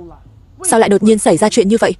Diệp tổng, là do Vương Hổ của bang Hắc Kim ngấm ngầm làm khó dễ. Bang Hắc Kim sao? Tập đoàn Thiên Hải và bang Hắc Kim trước đây vốn dĩ luôn là nước sông không phạm nước giếng. Tại sao bang Hắc Kim lại đột nhiên gây rối vậy, còn đánh bị thương rất nhiều người của chúng ta nữa? Chuyện này vẫn chưa điều tra ra. Nhưng mà Vương Hổ đã nói rằng trong vòng 3 năm nữa, mảnh đất này ai cũng không thể động vào được. Mảnh đất này là ưu tiên hàng đầu của tập đoàn. Đừng nói 3 năm, thậm chí là 3 ngày cũng không thể đợi được. Điều tra nguyên nhân càng sớm càng tốt. Vâng.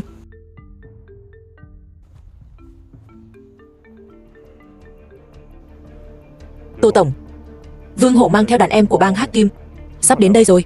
Cô mau rời khỏi đây đi. Tôi sẽ ngay lập tức điều người đến đây. Được.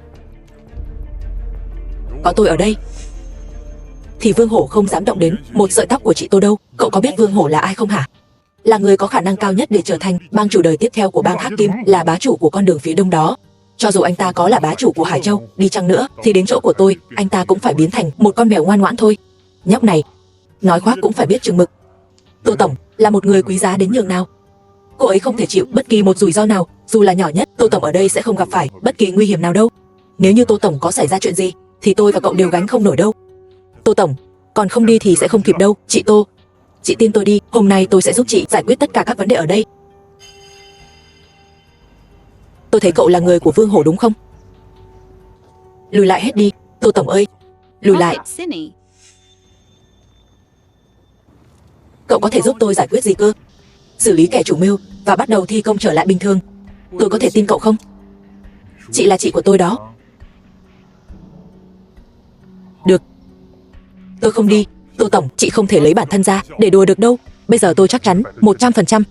Chắc chắn là cậu ta quen biết Vương Hổ đó. Cậu quen biết Vương Hổ sao? Có quen biết.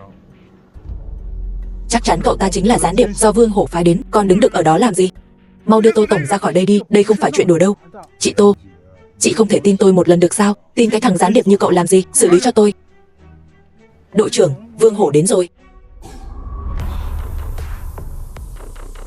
Bảo vệ Tô tổng.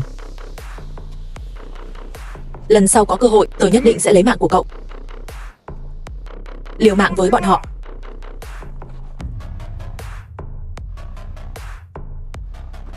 Ông đây đã nói rồi, không muốn nhìn thấy người của tập đoàn Thiên Hải ở đây. Cậu không coi lời ông đây ra gì sao? Tập đoàn Thiên Hải đã mua mảnh đất này rồi. Mấy lời anh nói không có lý lẽ gì cả. Ở Hải Châu, ông đây chính là luật. Mau mau đưa người của cậu cút hết đi. Nếu không ông đây sẽ không tha cho cả lũ thúi chúng mày đâu. Tô tổng, làm phiền tới Tô tổng luôn rồi. Các anh em, bình thường các cậu rất khó để gặp được Tô tổng. Mở to con mắt của mấy cậu ra mà nhìn cho rõ, xem Tô tổng trông có được không nào? Rất được. Bang Hắc Kim nhiều lần gây rối, tôi muốn biết nguyên nhân. Tô tổng, mặc dù nói là cô trông rất thu hút, nhưng mà tôi đây là một người làm việc có nguyên tắc riêng của mình. Nguyên tắc của anh đáng giá bao nhiêu nhỉ? Cậu đang nói cái quái gì vậy? Dương Phong, tôi xem cậu như người bạn thân thiết. Cậu đừng có hại tôi. Chị Tô, chị hãy bình tĩnh, đừng nóng vội. Cậu là cái thá gì chứ? Sao dám ăn nói với anh Hổ như vậy hả? Tránh qua một bên. Anh Phong, anh đến đây từ bao giờ vậy? Tại sao lại gây rối?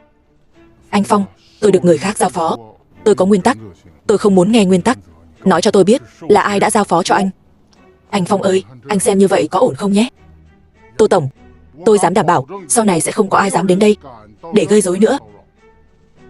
Được. Anh Phong ơi, Tô tổng cũng đã nói là được rồi. Bị ai xúi giục? Tô tổng, những tổn thất mà tập đoàn Thiên Hải đã chịu sẽ được bang Hắc Kim chịu trách nhiệm toàn bộ. Hơn nữa tôi cũng sẽ cử người đến trợ giúp đội trưởng Ngô. Cơn đau nửa đầu của tôi lại tái phát rồi, quay lại giúp tôi ấn huyệt đi. Anh Phong, anh đừng ép tôi mà. Tôi ép anh đó thì sao? Anh cảm thấy mấy tên này đủ để tôi đánh sao? Đây thực sự là nguyên tắc đó. Nguyên tắc quái gì chứ? Tôi sẽ đếm 3 tiếng, nếu không thì tôi sẽ không khách sáo nữa đâu. 3. Dương Phong, 2. Được rồi. Tôi thua, tôi phục anh rồi. Trần Kim Phong của Trần gia. Trần Kim Phong sao? Đội trưởng Ngô có mặt. Báo cho Trịnh Ngọc Minh biết, cắt đứt mọi hợp tác với Trần gia.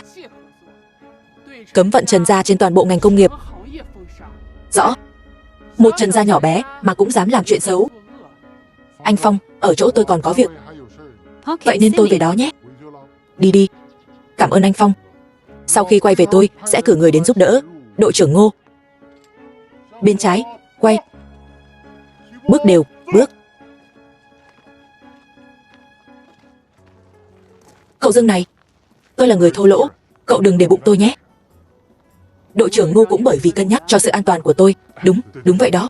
Đúng vậy, đội trưởng Ngô đúng là một người có tinh thần trách nhiệm. Vị trí phó giám đốc bộ phận an ninh vẫn còn trống. Anh đảm nhiệm đi. Cảm ơn Tô Tổng. Cảm ơn cậu Dương nhé. Có thể nhìn thấy cô, tôi vô cùng vui đó. Còn tôi thì vô cùng không vui. Không ngờ người hung dữ như Vương Hổ mà cũng sợ cậu. Tôi đã nói cậu không đơn giản rồi mà. Thật đáng tiếc, cậu lại luôn nhắc về người định mệnh kia. Tôi về công ty một chuyến, tìm cậu sau nhé. Được. Đi thong thả nhé chị Tô.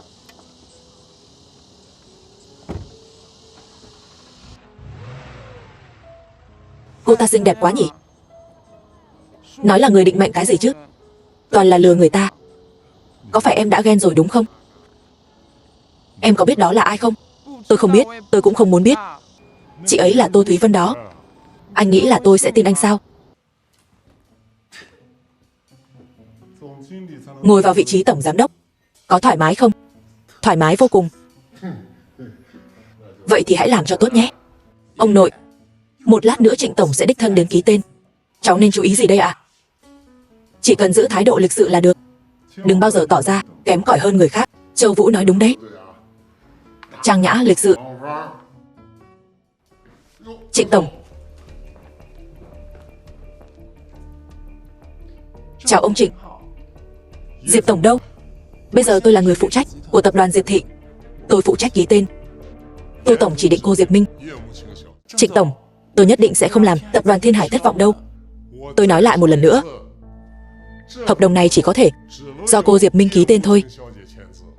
Tất nhiên là mấy người cũng có thể không ký.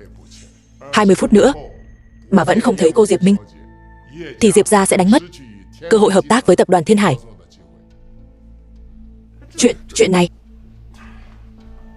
Châu Vũ, mau gọi điện cho dượng của cháu đi. Anh mau gọi đi chứ.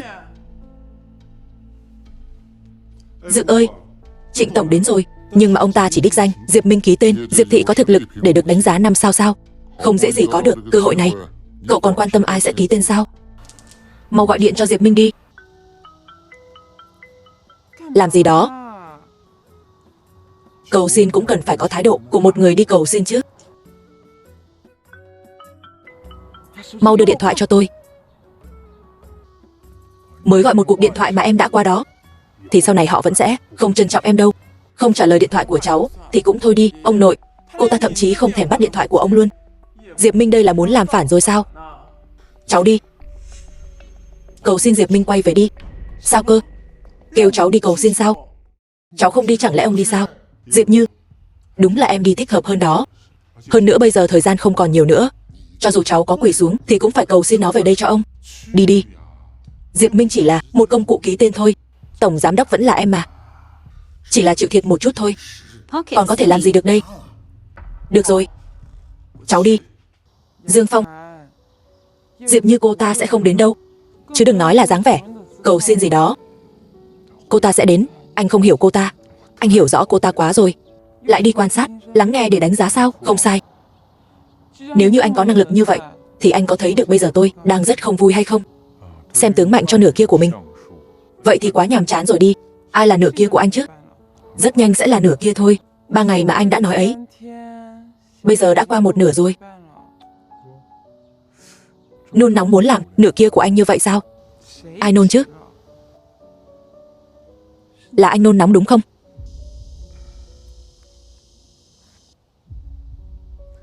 Đúng là anh nôn lắm đó.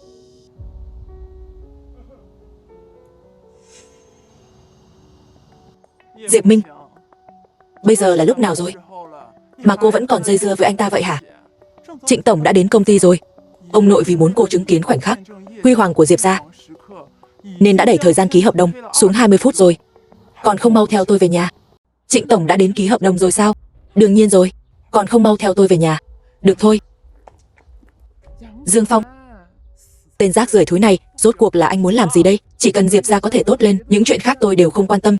Dương Phong, anh là muốn ngăn cản Diệp Minh chứng kiến thời khắc huy hoàng của Diệp gia đúng không? Nếu như anh thực sự vì tốt cho Diệp Minh thì hãy để cô ta về nhà với tôi. Đây là thái độ cầu xin của cô sao? Trịnh tổng đã chỉ đích danh Diệp Minh ký tên, vậy nên cô mới đến đây đúng không? Nói nhảm. Là ông nội. 20 phút sắp qua rồi này. Diệp Minh, chị sai rồi. Chị biết là em vẫn luôn vì lợi ích của Diệp gia. Em hãy quay về với chị nhé. Cô biết rõ là Diệp Minh sẽ cống hiến hết mình vì Diệp gia, cho nên cô mới ngang nhiên bắt nạt cô ấy, có đúng không? Tôi không có, tôi chỉ hy vọng Diệp gia sẽ lớn mạnh hơn thôi. Cô đã từng coi Diệp Minh là người một nhà chưa? Quá giờ rồi, thì còn muốn trở thành đối tác 5 sao của tập đoàn Thiên Hải. Sẽ không dễ dàng được như vậy nữa đâu. Rốt cuộc là anh muốn tôi làm gì đây? Quỳ xuống nhận sai. Dương Phong, nghe lời anh đi. Cô có quỳ hay không nào? Được thôi. Tôi quỳ. Cặp đôi thúi, hai người đợi đó cho tôi. Minh Minh này, chị gái biết sai rồi, hãy về nhà với chị đi nhé. Dương Phong, đừng ầm ĩ nữa. Chị ơi mau đứng dậy đi. Diệp Như, có phải cô còn quên một chuyện nữa hay không nhỉ? Tôi cũng đã quỳ xuống rồi, có phải cô còn phải gọi tôi một tiếng ba nữa hay không nhỉ? Anh, Dương Phong, đừng ầm ĩ nữa, thời gian không chờ đợi ai. Được rồi, đúng rồi. Nếu như cô ta gọi anh là ba thì Minh Minh sẽ phải gọi anh là Dương Phong. Minh Minh về rồi này. Mau đến chào Trịnh tổng đi. Trịnh tổng, để ông đợi lâu rồi. Có những điều khoản mới trong hợp đồng. Cô Diệp hãy xem qua trước đã. Vậy thì phiền Trịnh tổng đợi tôi thêm một chút để xem qua một lượt nhé. Xem cái gì mà xem chứ, mau mau ký tên vào đi. Trịnh tổng, người ta rất bận đó. Đúng vậy đó. Trịnh tổng đã phải đợi 20 phút rồi đó. Diệp Minh này, không cần xem nữa đâu. Chúng ta tin rằng tập đoàn Thiên Hải. Cô Diệp cứ từ từ mà xem đi nhé. Tôi không vội đâu. Việc tập đoàn Thiên Hải nhượng bộ như thế này. Sao vậy?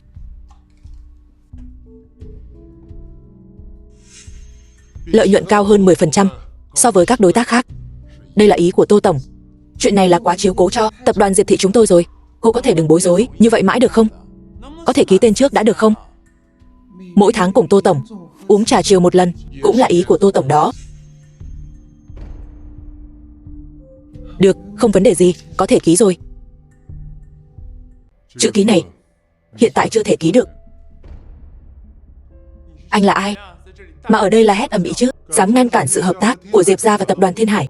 Mau nói cho tôi biết là ai đã cử anh đến đây. Trịnh tổng ơi, ông đừng hiểu lầm, cậu ta không phải người của Diệp gia chúng tôi, không đại diện cho thái độ của Diệp gia chúng tôi được. Tôi sẽ gọi người tống cổ cậu ta ra ngoài ngay. Đợi đã, tôi trái lại muốn nghe thử xem ý của cậu ta là gì. Trịnh tổng, theo lẽ thường thì những người ký kết với ông sẽ mang chức vụ gì nhỉ? Tối thiểu phải là chức vụ tổng giám đốc. Vậy nếu như thấp hơn vị trí tổng giám đốc thì sao? Vậy thì chính là không coi trọng tập đoàn Thiên Hải của tôi rồi. Nếu như đã không coi trọng, vậy thì không cần phải hợp tác nữa. Vậy nếu như người ký kết với ông thậm chí còn không được coi là nhân viên công ty, vậy thì sao đây? Sỉ nhục tập đoàn Thiên Hải của tôi, cấm vận trên toàn bộ nền công nghiệp. Đúng rồi, nếu như tôi nhớ không lầm thì mấy người vừa nói cô Diệp Minh đã không còn là tổng giám đốc của tập đoàn Diệp thị nữa rồi nhỉ? Vậy thì hợp đồng này không thể ký được. Thằng rác rưởi thúi, anh cố ý muốn làm hại Diệp gia chúng tôi sao? Thật độc ác mà. Trịnh tổng này, có lẽ là do tôi nói không rõ ràng. Diệp Minh chỉ là có một kỳ nghỉ ngắn hạn thôi. Hôm nay nghỉ phép kết thúc, con bé vẫn là tổng giám đốc của Diệp thị chúng tôi. Ông nội, chuyện này làm sao được chứ?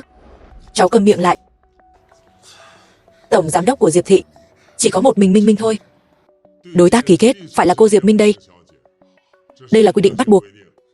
Nếu như ông cụ đồng ý thì chúng tôi sẽ ký kết ngay bây giờ. Hoàn toàn đồng ý. Còn không mau ký tên đi. À đúng rồi, ký tên.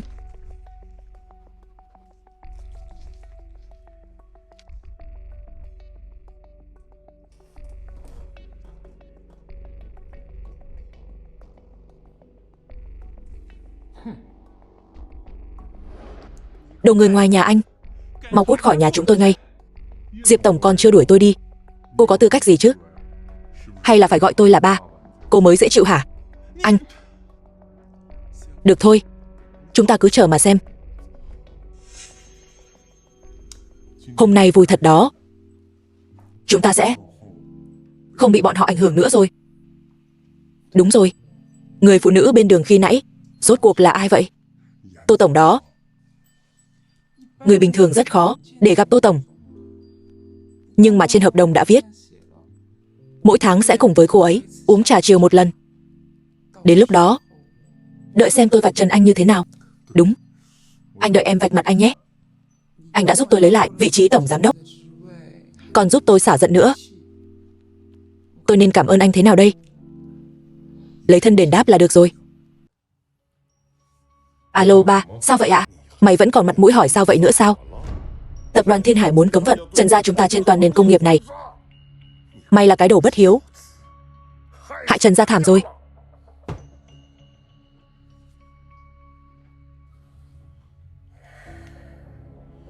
Bang Hắc Kim không phải là nói có nguyên tắc sao? Vương Hổ đã làm cái quái gì vậy chứ? Cô đến đây làm gì? Xem trò cười của ông đây sao? Tôi là vì quan tâm Trần thiếu gia đó. Được rồi, có gì nói thẳng ra, đừng vòng vo. Tôi muốn thay thế vị trí của Diệp Minh. Tại sao tôi phải giúp cô? Nếu như tôi đảm nhiệm vị trí tổng giám đốc thì Diệp gia cũng có thể giúp đỡ Trần gia. Tập đoàn Thiên Hải đã cấm vận Trần gia của tôi, tổn thất không thể đo lường được. Vị trí người thừa kế của tôi chắc chắn không ổn rồi. Nhưng mà nếu gián tiếp chiếm được Diệp gia, muốn tôi giúp cô, nghĩ lại cũng không phải là không thể. Trần thiếu gia có làm được không đó? Không thành vấn đề gì. Hợp tác vui vẻ.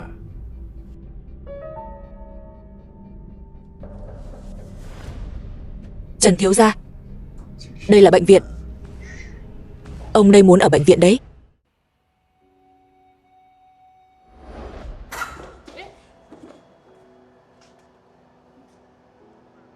Cậu không nhìn thấy à? Cậu muốn đi đâu? Tôi đưa cậu đi nhé. Tôi không biết. Tôi có mở một tiệm massage. Nếu như cậu muốn thì đến chỗ tôi làm việc nhé. Nếu như anh đã khôi phục thị lực rồi thì đừng đi làm ở tiệm massage nữa. Anh có muốn đi cũng không đi được. Anh bị bà chủ đuổi việc rồi. Không sao đâu, anh có thể đến làm thư ký cho tôi. Thư ký nam sao? Anh còn chê sao? Được thôi, nếu như em không muốn lấy thân báo đáp, vậy cứ để anh lấy thân báo đáp vậy. Đây là công ty.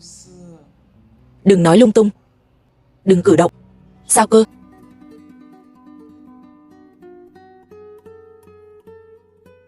Diệp Minh. Cô được lắm Diệp Minh. Công ty xảy ra chuyện lớn như vậy mà cô không quan tâm, mà lại ở đây tình tứ với cái tên rác rưởi này. Công ty xảy ra vấn đề gì vậy? Ông ơi, ông xem đi. Diệp Minh làm tổng giám đốc như thế này đây sao? Diệp gia sớm muộn gì cũng sẽ lụt bại trong tay cô ta thôi. Văn phòng là nơi để cho cô ta hẹn hò hay sao? Diệp như nhà chúng ta, kém xa cô ta ở khoảng này đó. Diệp Minh, nếu như chuyện ngày hôm nay không được giải quyết, ông không chỉ không hợp tác với tập đoàn Thiên Hải, mà ông còn đuổi con ra ngoài nữa. Có vấn đề gì thì cứ nói ra, toàn nói những chuyện vô bổ. Ở đây có chỗ cho anh nói chuyện sao? Cậu vẫn chưa kết hôn với Diệp Minh mà đã tự coi mình là người của Diệp gia rồi sao? Sao vậy? Nói vấn đề rồi, cậu có thể giúp tôi giải quyết vấn đề này sao? Biết đâu có thể. Chắc chắn là anh ta sẽ nói có thể rồi. Dù sao thì nói khoác cũng chẳng mất tiền. Mọi người đừng cãi nhau nữa. Ông ơi, rốt cuộc là đã có chuyện gì vậy? Chúng ta vừa mới ký xong hợp đồng với tập đoàn Thiên Hải thì đơn đăng ký sản phẩm hợp tác đã bị Sở Công Thương từ chối rồi. Vừa mới gửi qua thôi mà đã có kết quả rồi sao? Cái này còn có thể có giả sao? Cô làm ở Sở Công Thương sao? Sao vậy? Muốn đổ lỗi chuyện hợp đồng không được xét duyệt lên đầu của tôi sao? Nếu như không có chút liên quan gì với cô thì... Ông ơi, anh ta muốn đánh cháu. Để ông xem nó có dám không? Diệp Minh này, rốt cuộc là cháu có thể quản được cậu ta hay không? Nếu cậu dám động vào một ngón tay của vợ tôi thì ông đây sẽ liều mạng với cậu. Anh liều mạng vì cô ta, vậy mà cô ta lại cắm lên đầu anh một cặp sừng đó. Ý cậu là sao? Anh đừng có nói lung tung. Anh ta bị điên rồi, anh đừng nghe anh ta nói nhảm. Rốt cuộc là cậu có ý gì hả? Cặp sừng này cũng khá dài đó. Trên đó có viết 3 chữ to tướng: Trần Kim Phong. Dám vu khống tôi sao? Tôi liều mạng với anh. Rốt cuộc là mấy lời cậu ta nói có đúng hay không hả? Anh ta nói chuyện rất tùy tiện, anh cũng biết mà. Châu Vũ, cháu thà tin tưởng một người ngoài, chứ không thèm tin tưởng vợ của mình sao?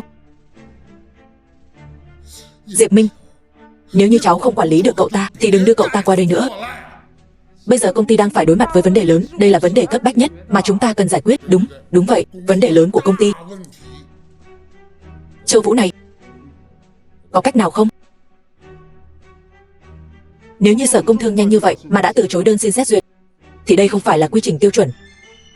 Diệp gia chúng ta bị người ta gây rối rồi. Cho nên việc quan trọng nhất bây giờ là tìm cho ra người đang giở trò là ai. Vẫn là Châu Vũ có hiểu biết. Vậy thì mọi người hãy nghĩ thử xem, Pocket Diệp gia City. gần đây đã đắc tội ai vậy? Chúng ta luôn đặt chữ tín lên hàng đầu trong kinh doanh, không có đắc tội với ai cả. Cô tự ngẫm lại bản thân mình thử xem, tôi sao? Là Trần gia sao? Trần thiếu gia yêu thương cô hết lòng hết dạ. Cô từ chối Trần thiếu gia thì thôi đi, cô còn mang tên đàn ông này đến khiến Trần thiếu gia buồn nôn. Nên Trần gia lợi dụng thế lực của mình để tiêu diệt Diệp gia chúng ta. Chuyện này cũng không phải là không có khả năng. Rất có thể đó. Diệp gia cũng vì cháu đã phải chịu bao nhiêu khó khăn. Nếu Diệp gia không có Diệp Minh thì mấy người chẳng là cái thá gì cả. Sao anh không nói là nếu Diệp gia không có anh thì chả là cái thá gì luôn đi? Cậu có bản lĩnh như vậy thì hãy đi giải quyết vấn đề này đi. Minh, anh đưa em đi giải quyết vấn đề. Ông ơi, ông thấy chưa, công ty đang xảy ra chuyện lớn như vậy mà hai người họ còn đi hẹn hò. Diệp Minh, rốt cuộc cháu có biết phân biệt nặng nhẹ hay không vậy hả? 2 tiếng nữa mà không về thì hai đứa tụi bay cút hết luôn đi.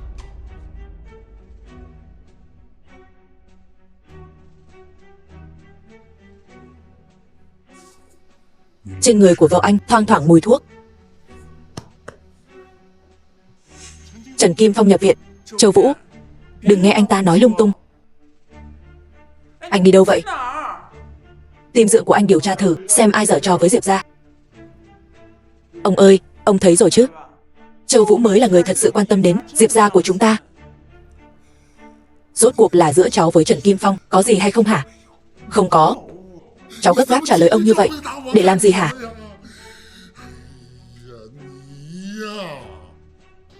Trực tiếp đến Sở Công Thương có ích không? Chắc chắn hữu ích, mà còn là hiệu quả cao nhất.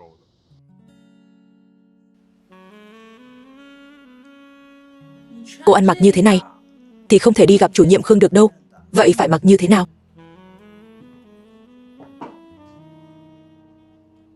Như thế này cũng được. Cô cái gì mà cô chứ? Đi cầu xin người ta thì phải có dáng vẻ của một người đi cầu xin chứ. Đi bàn công việc thì quần áo không được chỉnh tề sao? Không những quần áo không chỉnh tề mà Diệp Minh còn phải ngồi lên đùi của chủ nhiệm Khương để cầu xin đó. Anh có ý kiến gì không?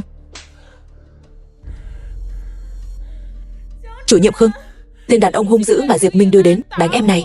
Ai đánh em vậy? Chủ nhiệm Khương, anh xem đi, em đau quá đi. Chính là anh ta đó. Chủ nhiệm Khương, là do cô ta đã kéo quần áo của tôi xuống đó ạ. Vậy Diệp tổng cảm thấy thư ký Lưu làm như vậy đáng bị đánh lắm sao? Tìm anh để bàn công việc thì cần phải ngồi lên đùi anh sao? Cậu nói đúng đó. Ngồi ở đây này. Nếu không ngồi thì sao? Vậy thì các đơn xin xét duyệt của Diệp gia đều sẽ bị từ chối ngay lập tức. Sao anh có thể như vậy được? Mới có vậy thôi đã không chấp nhận được rồi sao? Tự tát mình 2 cái trước đi.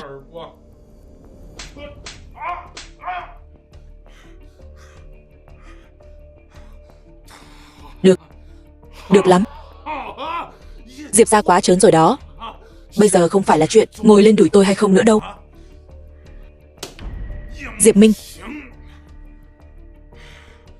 lấy cái thẻ phòng này, đến phòng chờ tôi. Đừng có nói là tôi không cho cô cơ hội nhé. Còn không mau cầm lấy thẻ phòng đến khách sạn đi. Chủ nhiệm Khương có thể nhìn trúng cô thì chính là phúc phận của cô rồi. Còn dám đánh người sao? Hãy xem tôi chặn đường sống của Diệp gia các cô như thế nào đi.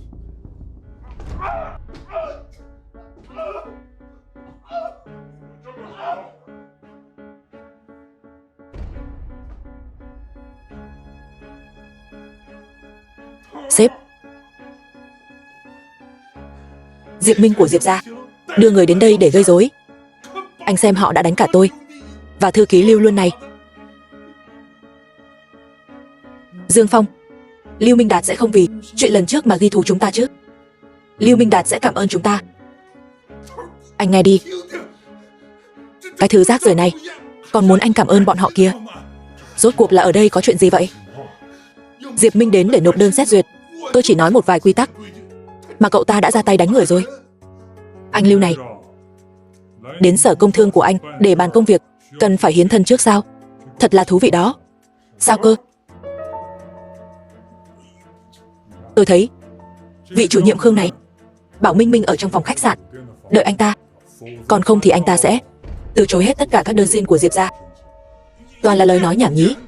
Còn có loại chuyện này nữa sao? Người đâu? Nói linh tinh đó, đưa hai người này đi thẩm vấn cho tôi. Sếp ơi, không phải tôi muốn gây khó dễ cho Diệp Minh đâu, là do Trần Kim Phong của Trần gia kêu tôi làm như vậy đó. Đây là đơn đăng ký đã được phê duyệt. Sau này tất cả các vấn đề công việc của Diệp gia đều sẽ do tôi phụ trách. Cảm ơn anh. Thực ra người nên nói cảm ơn là tôi mới phải. Đến bệnh viện rồi sao? Thuốc của cậu quả thật rất có hiệu quả. Bác sĩ nói với tôi, sau 1 tuần nữa thì tôi có thể lên kế hoạch có con rồi. Vậy thì anh Lưu phải nhanh chóng tìm vợ mới đi. Cậu nói đúng đó. Được rồi, vậy thì chúng tôi không làm phiền nữa. Tôi tiễn hai người. 2 tiếng này sắp trôi qua rồi. Sao còn chưa về nữa? Gọi điện thoại đi. Ông nội, ông sẽ không thực sự tin là Diệp Minh mang theo cái tên rác rưởi đó có thể giải quyết được chuyện này chứ? Không làm được thì cậu ta cũng phải cố mà làm thôi. Thật không dễ dàng gì mới lấy được danh nghĩa đối tác 5 sao. Ông nội, ông xem đi, chỉ có 2 chúng ta ở đây, lo lắng thôi. Còn 2 người bọn họ không biết là đang vui vẻ ở đâu nữa. Vậy cháu nói phải làm sao đây? Ông nội, ông hãy giao vị trí tổng giám đốc lại cho con, thì chuyện này sẽ được giải quyết trong hôm nay. Bộ ông không muốn giao cho cháu sao? Đây là quy tắc bắt buộc của tập đoàn Thiên Hải đó. Ông nội, tập đoàn Thiên Hải chỉ nói như vậy mà thôi, ông còn tin là thật sao? Hay là như thế này? Mỗi khi làm việc với tập đoàn Thiên Hải thì bảo Diệp Minh ra mặt thôi. Đúng, chính là như vậy. Còn biết đường quay về sao? Ông nội, 1 tiếng rưỡi. Tìm một khách sạn đi rồi lại về, cũng phải mất 1 tiếng rồi. Đến khách sạn rồi còn phải đi tắm. 2 người còn được bao nhiêu thời gian nữa chứ? Anh chỉ có thể làm được bấy nhiêu thôi sao? Kỹ năng của tôi tới đâu cô không tưởng tượng nổi đâu. Nhưng mà kỹ năng của Trần Kim Phong thì cô rõ mà nhỉ. Câm miệng cho tôi nói cho anh biết. Cứ đợi đấy, rồi anh sẽ biết tay của tôi. Diệp Minh, từ bỏ vị trí tổng giám đốc đi. Ông nội, bình thường cháu không cần phải đến công ty, còn lúc bàn công việc với tập đoàn Thiên Hải thì cháu sẽ ra mặt. Diệp Minh đã đánh đổi vì Diệp gia nhiều như vậy, cuối cùng chỉ có thể làm vật trưng bày thôi sao? Việc này đã quyết định rồi. Năng lực qua cầu rút ván của ông Diệp đúng là ghê gớm thật đó. Diệp Minh, nếu như không phải nể tình mang dòng máu của Diệp gia thì cô đã sớm bị đuổi khỏi Diệp gia rồi. Còn dẫn theo một người ngoài nói năng lung tung trước mặt ông nội. Lương tâm của cô bị chó tha rồi sao? Xảy ra chuyện lớn như vậy rồi, ông cũng chưa từng trách phạt nó, cũng coi như không tệ rồi. Thằng nhóc kia, biết điểm dừng đi. Tôi muốn nói là vấn đề đã được giải quyết rồi.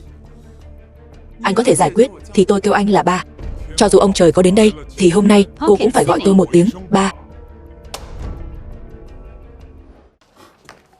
Cô được lắm Diệp Minh. Vậy mà lại dám làm giả luôn sao? Cô làm giả một cái cho tôi xem thử. Thật sự thông qua rồi sao? Không chỉ thông qua, mà sau này mỗi lần xét duyệt đơn của Diệp gia đều sẽ do Lưu Minh Đạt đích thân duyệt. Lưu Minh Đạt là cái người đứng đầu của sở công thương sao? Đúng đó ông nội. Minh Minh. Không phải chứ, cháu làm tốt lắm đó. Ông vẫn còn muốn hủy bỏ vị trí tổng giám đốc của Diệp Minh chứ? Diệp Minh này, chuyện khi nãy ông có hơi nóng vội. Con phải thông cảm cho ông nhé.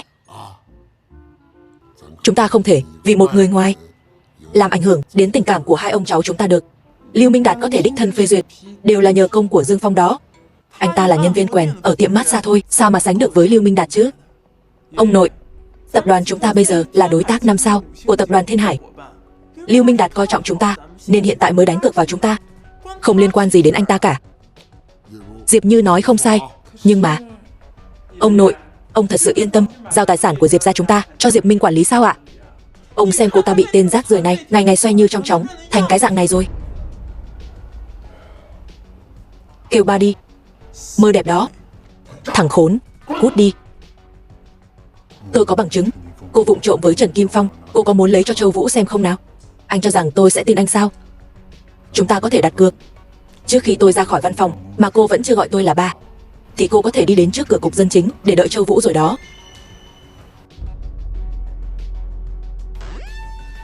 Ba. Cháu gọi vớ vẩn cái gì vậy hả? Ông nội. Có chơi có chịu thôi ạ. Cháu.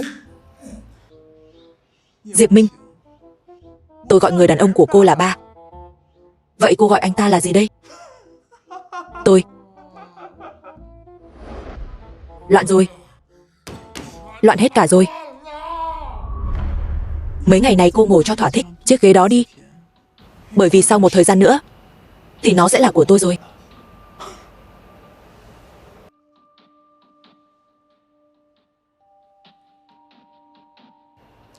Còn kêu là người định mệnh gì chứ? Điện thoại còn không thèm bắt nữa. Alo. Chị Lâm. Chị vừa nói là tiệm massage phải đóng cửa để sửa chữa sao? Dương Phong. Lily này, tiệm massage đóng cửa để sửa chữa sao? Không phải đóng cửa để sửa chữa mà là... Sao vậy? Có chuyện gì xảy ra sao? Chị Lâm bị người ta đuổi đi rồi. Triệu Dũng làm sao? Triệu Dũng nói cửa hàng đang đối mặt với mối nguy lớn. Vì sự an toàn của chị Lâm nên đã kêu chị Lâm đưa tiệm massage cho anh ta đứng tên. Triệu Dũng lấy được tiệm massage rồi thì trực tiếp đuổi chị Lâm đi, đúng không? Dương Phong. Chị Lâm đáng thương quá. Cái thằng Triệu Dũng này đúng là chán sống rồi mà. Lâm Hà, chị đến cửa tiệm của tôi làm gì vậy? Tôi xem cậu như em trai ruột của tôi mà cậu lại cướp tiệm massage của tôi. Hồi đó tôi tin tưởng cậu như vậy. Đó là do chị ngu ngốc. Tôi nói thật cho chị biết, nếu như không phải do cái tên mù Dương Phong kia phá đám thì cửa hàng này đã là của tôi từ lâu rồi. Triệu Dũng này, sao cậu có thể như vậy được chứ? Mau cút đi, được không? Đừng có làm hỏng tâm trạng của tôi. Cẩn thận kẻo tôi đánh chị đấy. Cửa hàng này tôi không cần nữa, nhưng mà các cô ấy thì phải ở lại. Chị xem mấy người bọn họ trông xấu xí như vậy. Tôi không thấy ghê tởm, nhưng khách thì sẽ thấy ghê tởm đó. Cái tiệm này của tôi phải toàn là người đẹp. Thế này đi, cho gọi đàm Lily đến đây cho tôi đi, thì tôi sẽ giữ cô ta lại. Còn những người khác đều cút hết cho tôi. Triệu Dũng, cậu khiến các cô ấy thất nghiệp thì các cô ấy phải sống thế nào đây? Chị qua đây. Tôi đã nể mặt chị quá rồi đúng không? Triệu Dũng này, sao anh có thể đánh chị Lâm chứ? Chị Lâm là chị họ của cậu đó. Anh có còn là người không vậy hả? Thằng khốn này, tôi liều mạng với cậu. Đừng đánh nhau mà. Muốn đánh nhau chứ gì? Nào, đánh đi. Bây giờ tôi sẽ gọi điện, báo công an, tóm cổ hết cả lũ các cô lại. Anh gọi người bắt chúng tôi đi. Thằng mù này, cậu còn sống sao? Cút ra khỏi cửa tiệm của ông đây ngay. Con mắt nào nhìn thấy cửa tiệm này là của anh vậy? Giấy trắng mực đen, chính tay Lâm Hà ký tên. Thế cái tiệm này có phải của tôi không nào? Dương Phong này, chị Lâm xin lỗi cậu nhé. Chị không cần cái tiệm này nữa. Nghe thấy chưa? Còn không cút đi. Ông đây liều mạng với cậu. Chị Lâm đón anh từ ở dưới quê lên, cho anh cái vị trí quản lý. Anh ngang ngược, hống hách ở trong cửa tiệm. Chị Lâm đã khoan dung với anh hết mức có thể. Chị Lâm đã trả tiền đặt cọc cho anh, mua cho anh căn nhà ở trong thành phố. Chị Lâm đã nói rất nhiều lần rồi, khi chị ấy già thì sẽ tặng cái tiệm này cho cậu. Mẹ ruột của anh có đối xử với anh tốt như vậy được không? Vậy mà cậu đối xử với chị Lâm kiểu gì vậy hả? Hay, đánh hay lắm. Dương Phong, đừng đánh nữa. Được lắm, đánh ông đây rồi mà còn tỏ ra đắc ý chứ gì. Được, tất cả chúng mày sẽ bị bắt bỏ tù hết. Đánh hay lắm. Sao chị lại đến đây? Giao cho luật sư Vương đi. Có thể phán mấy năm. Tội chiếm đoạt tài sản của người khác với số lượng quá lớn sẽ bị kết án từ 2 đến 5 năm. Nhưng với khả năng của tôi thì thành 8 năm hay 10 năm cũng không thành vấn đề. Vậy thì cứ kết án 10 năm đi. Đảm bảo Tô Tổng sẽ hài lòng. Tô Tổng, Tô tổng ơi, cô tha mạng cho tôi đi, Tô tổng ơi. Dương Phong, lúc cậu mới đến đây, quan hệ của chúng ta rất tốt mà. Tất cả đều tại Trần Kim Phong, đều tại Trần Kim Phong hết. Tự làm tự chịu. Chị họ ơi, em thực sự biết sai rồi. Chị họ ơi, em không muốn ngồi tù. Chị hãy thay em, đi cầu xin Tô tổng đi mà chị họ ơi. Ném anh ta ra ngoài đi. Tô tổng, cảm ơn cô nhé. Không cần khách sáo. Nếu mà nói thì tôi còn phải cảm ơn cô đó. Nếu như không có cửa tiệm của cô thì tôi cũng không thể quen biết Dương Phong được. Tôi đi trước nhé. Dương Phong này, chị xin lỗi cậu nhé. Sao lại nói như vậy chứ chị Lâm? Nếu như không phải chị đã cho tôi một công việc thì tôi cũng không biết mình đã toi đời ở cái hốc cái hẻm nào nữa. Dương Phong này, cái tiệm này chị Lâm tặng cho cậu nhé. Sau này sẽ phải gọi anh là Dương tổng rồi, đừng có gọi lung tung. Cửa tiệm này là của chồng chị, để lại cho chị. Đây là di vật duy nhất của chồng chị đó. Không sao đâu, sau này cô giúp chị Lâm nhiều hơn nhé. Nếu có chuyện gì thì hãy gọi điện cho tôi. Anh không quay lại làm vạch sao? Tôi không quay lại đâu, nhưng tôi sẽ thường xuyên đến thăm mọi người. Tạm biệt nhé. Cái tiệm nhỏ bé này của chúng ta, vậy mà lại khiến cậu ta khó xử rồi. Đợi một chút, tôi tìm một người cho chúng ta ký một thỏa thuận chia lợi nhuận. Bắt đầu từ hôm nay, mọi người đều là bà chủ ở đây. Chúng ta hãy cùng nhau làm cho cửa tiệm này phát triển lớn mạnh, có được không nào? Được ạ, cảm ơn chị Lâm nhé. Hôm nay là sinh nhật của tôi, nhưng mà đến cái bóng của anh tôi còn không thấy. Còn nói là 3 ngày gì chứ? Dương Phong không có ở đây sao? Ngày sinh nhật của cô mà anh ta không ở đây sao? Tôi tặng cho cô một món quà nhé.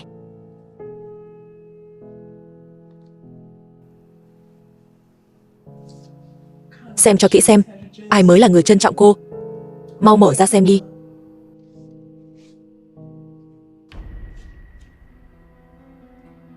Nhìn xem anh ta có quan hệ với bao nhiêu phụ nữ đi. Anh ta chính là một tên đàn ông xấu xa đó. Đều là lừa người. Anh ta vốn dĩ là một tên lừa đảo chuyên nghiệp mà. Giờ cô mới biết sao? Tại sao lại lừa tôi chứ? Vì cô ngốc đó. Có điều, kẻ ngốc có phúc của kẻ ngốc. Trần thiếu gia đang đợi cô ở dưới lầu. Anh ấy muốn cầu hôn cô trước mặt cả công ty. Còn không mau xuống đi. Trần thiếu gia đã nói, cô không xuống thì anh ấy sẽ không đi đâu cả. Cô muốn làm ồn ào cho cả thành phố này biết sao?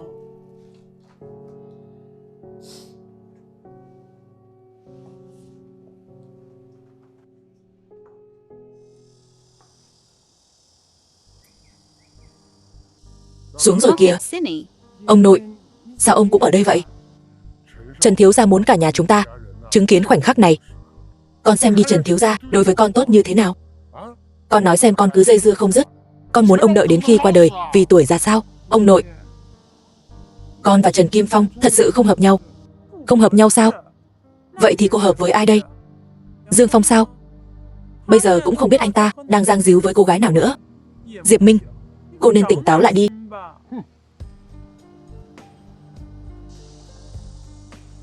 Minh Minh, trước đây anh quả thật là một thằng khốn. Anh cũng cho rằng anh sẽ luôn giấu xa như vậy mãi cho đến khi anh gặp em. Những cử chỉ nụ cười của em nó cứ lởn vởn ở trong đầu của anh mãi. Em chính là một thiên thần. Minh Minh, gả cho anh nhé. Có thể đi đâu tìm một người đàn ông tốt như vậy đây? Còn không mau đồng ý đi. Nếu như em không đồng ý thì anh sẽ quỳ ở đây mãi luôn. Vậy thì cứ quỳ mãi ở đó luôn đi. Dương Phong, em tưởng là anh sẽ không đến nữa. Nếu như anh không đến thì em sẽ cưới người khác sao? Cho dù cậu có đến thì hôm nay cô ấy cũng sẽ gả cho tôi thôi. Người định mệnh của tôi là người mà anh có thể với tới được sao? Diệp Minh, anh ta lại lời ngon tiếng ngọt. Người định mệnh của anh ta có nhiều lắm cơ. Ở đây cũng có một người này. Mang theo người định mệnh thứ nhất đến tìm người thứ hai sao? Dương Phong này, về phương diện này tôi thực sự không so được với cậu. Rõ ràng là cậu đã có người phụ nữ của mình rồi, còn đến trêu chọc Minh Minh nhà chúng tôi làm gì? Thằng nhóc xấu xa, không xem người của Diệp gia chúng tôi ra gì sao? Mấy người hiểu lầm rồi. Tôi là Tô Thúy Vân. Cô mà là Tô Thúy Vân thì tôi chính là mẹ của Tô Thúy Vân đó. Tôi nhớ kỹ cô rồi. Tôi là người dễ bị dọa như vậy sao? Diệp Minh, anh hỏi em lần cuối cùng, rốt cuộc là em có muốn cưới anh không? Xin lỗi, anh đi tìm người phụ nữ khác đi. Được.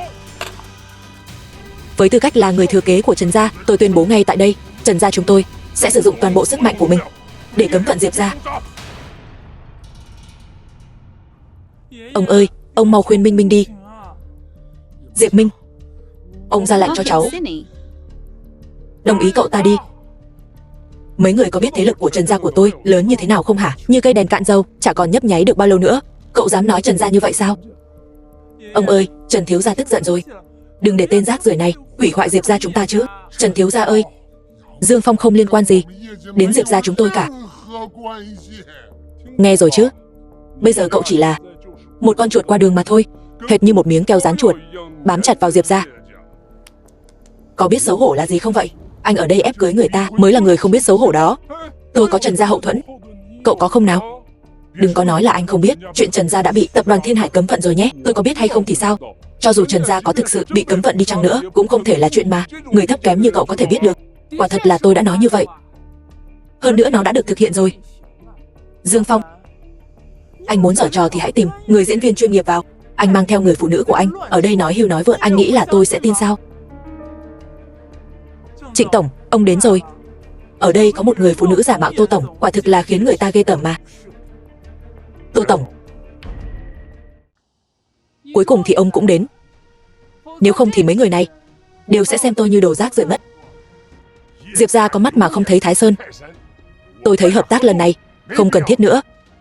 Sỉ nhục Tô tổng chính là sỉ nhục toàn bộ tập đoàn Thiên Hải của tôi.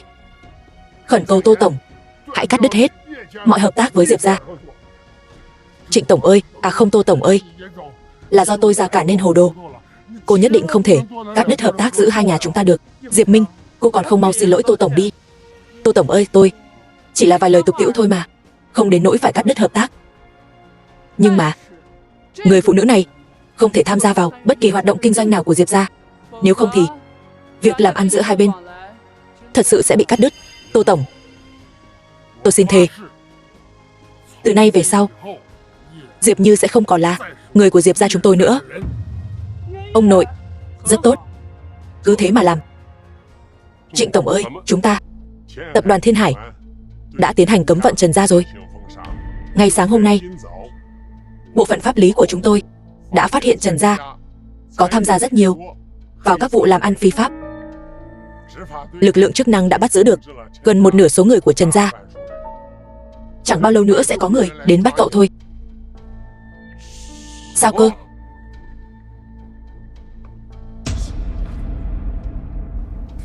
Trần gia tiêu tùng rồi sao? Không thể nào, Trần gia của tôi không thể cứ như vậy mà sụp đổ được. Không thể nào, chẳng mấy chốc nữa Trần gia của tôi sẽ vẫn là Trần gia như cũ mà thôi. Đến lúc đó thì cậu sẽ toi đời. Anh vẫn nên quan tâm một chút đến đôi mắt của mình đi. Mắt của tôi, đúng, giống như cậu đã nói, hôm đầu tiên có chút khó chịu, hôm thứ hai thì tầm nhìn có chút mơ ảo. Nhưng bây giờ đã là ngày thứ ba rồi, nỗi đau không thể chịu được mà cậu đã nói. Ở đâu cơ? Càng đừng nói đến việc muốn tôi tự mình làm mù mắt mình. Đúng rồi, bác sĩ đã nói đây chỉ là một loại bệnh về mắt, gọi là chứng mắt nổi thôi. Vậy sao? Ngẩng đầu lên nhìn thử đi.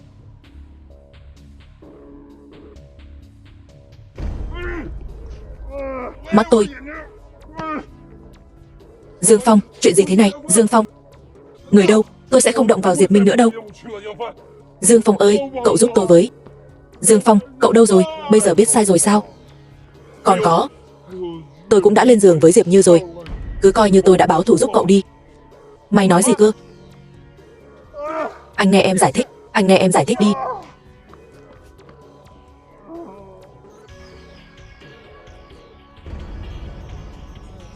Ông ơi,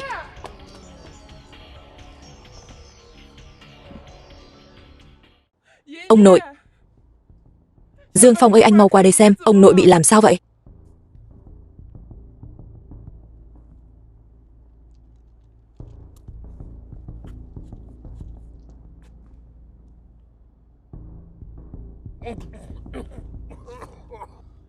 Ông nội. Ông nội ơi. Diệp Minh ơi. Cháu đây. Ông không nên nghe theo những lời nói dụ dỗ lừa gạt của Diệp Như. Cháu mới là người đã cống hiến vì Diệp gia. Ông nội trách lầm cháu rồi. Cháu có thể tha thứ cho ông được không?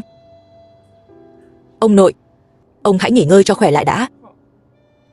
Vậy là cháu không tha thứ cho ông nội sao? Không có. Cháu tha thứ cho ông nội. Cháu tha thứ cho ông ạ.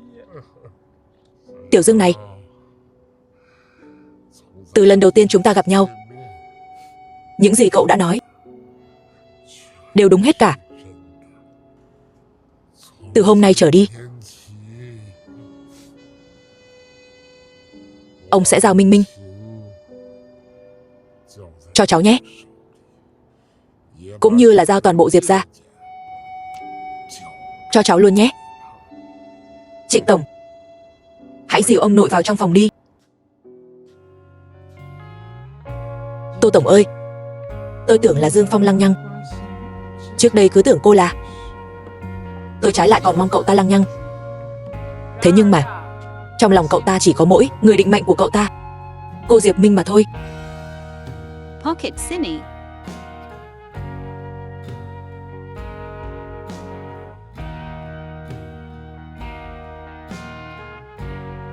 Hạn 3 ngày đã đến. Diệp Minh ơi, em có bằng lòng làm người phụ nữ của anh hay không? Cái gì mà bằng lòng làm người phụ nữ của anh chứ? Nghe không hay một chút nào. Nếu không bằng lòng thì anh đi nhé. Em bằng lòng ạ.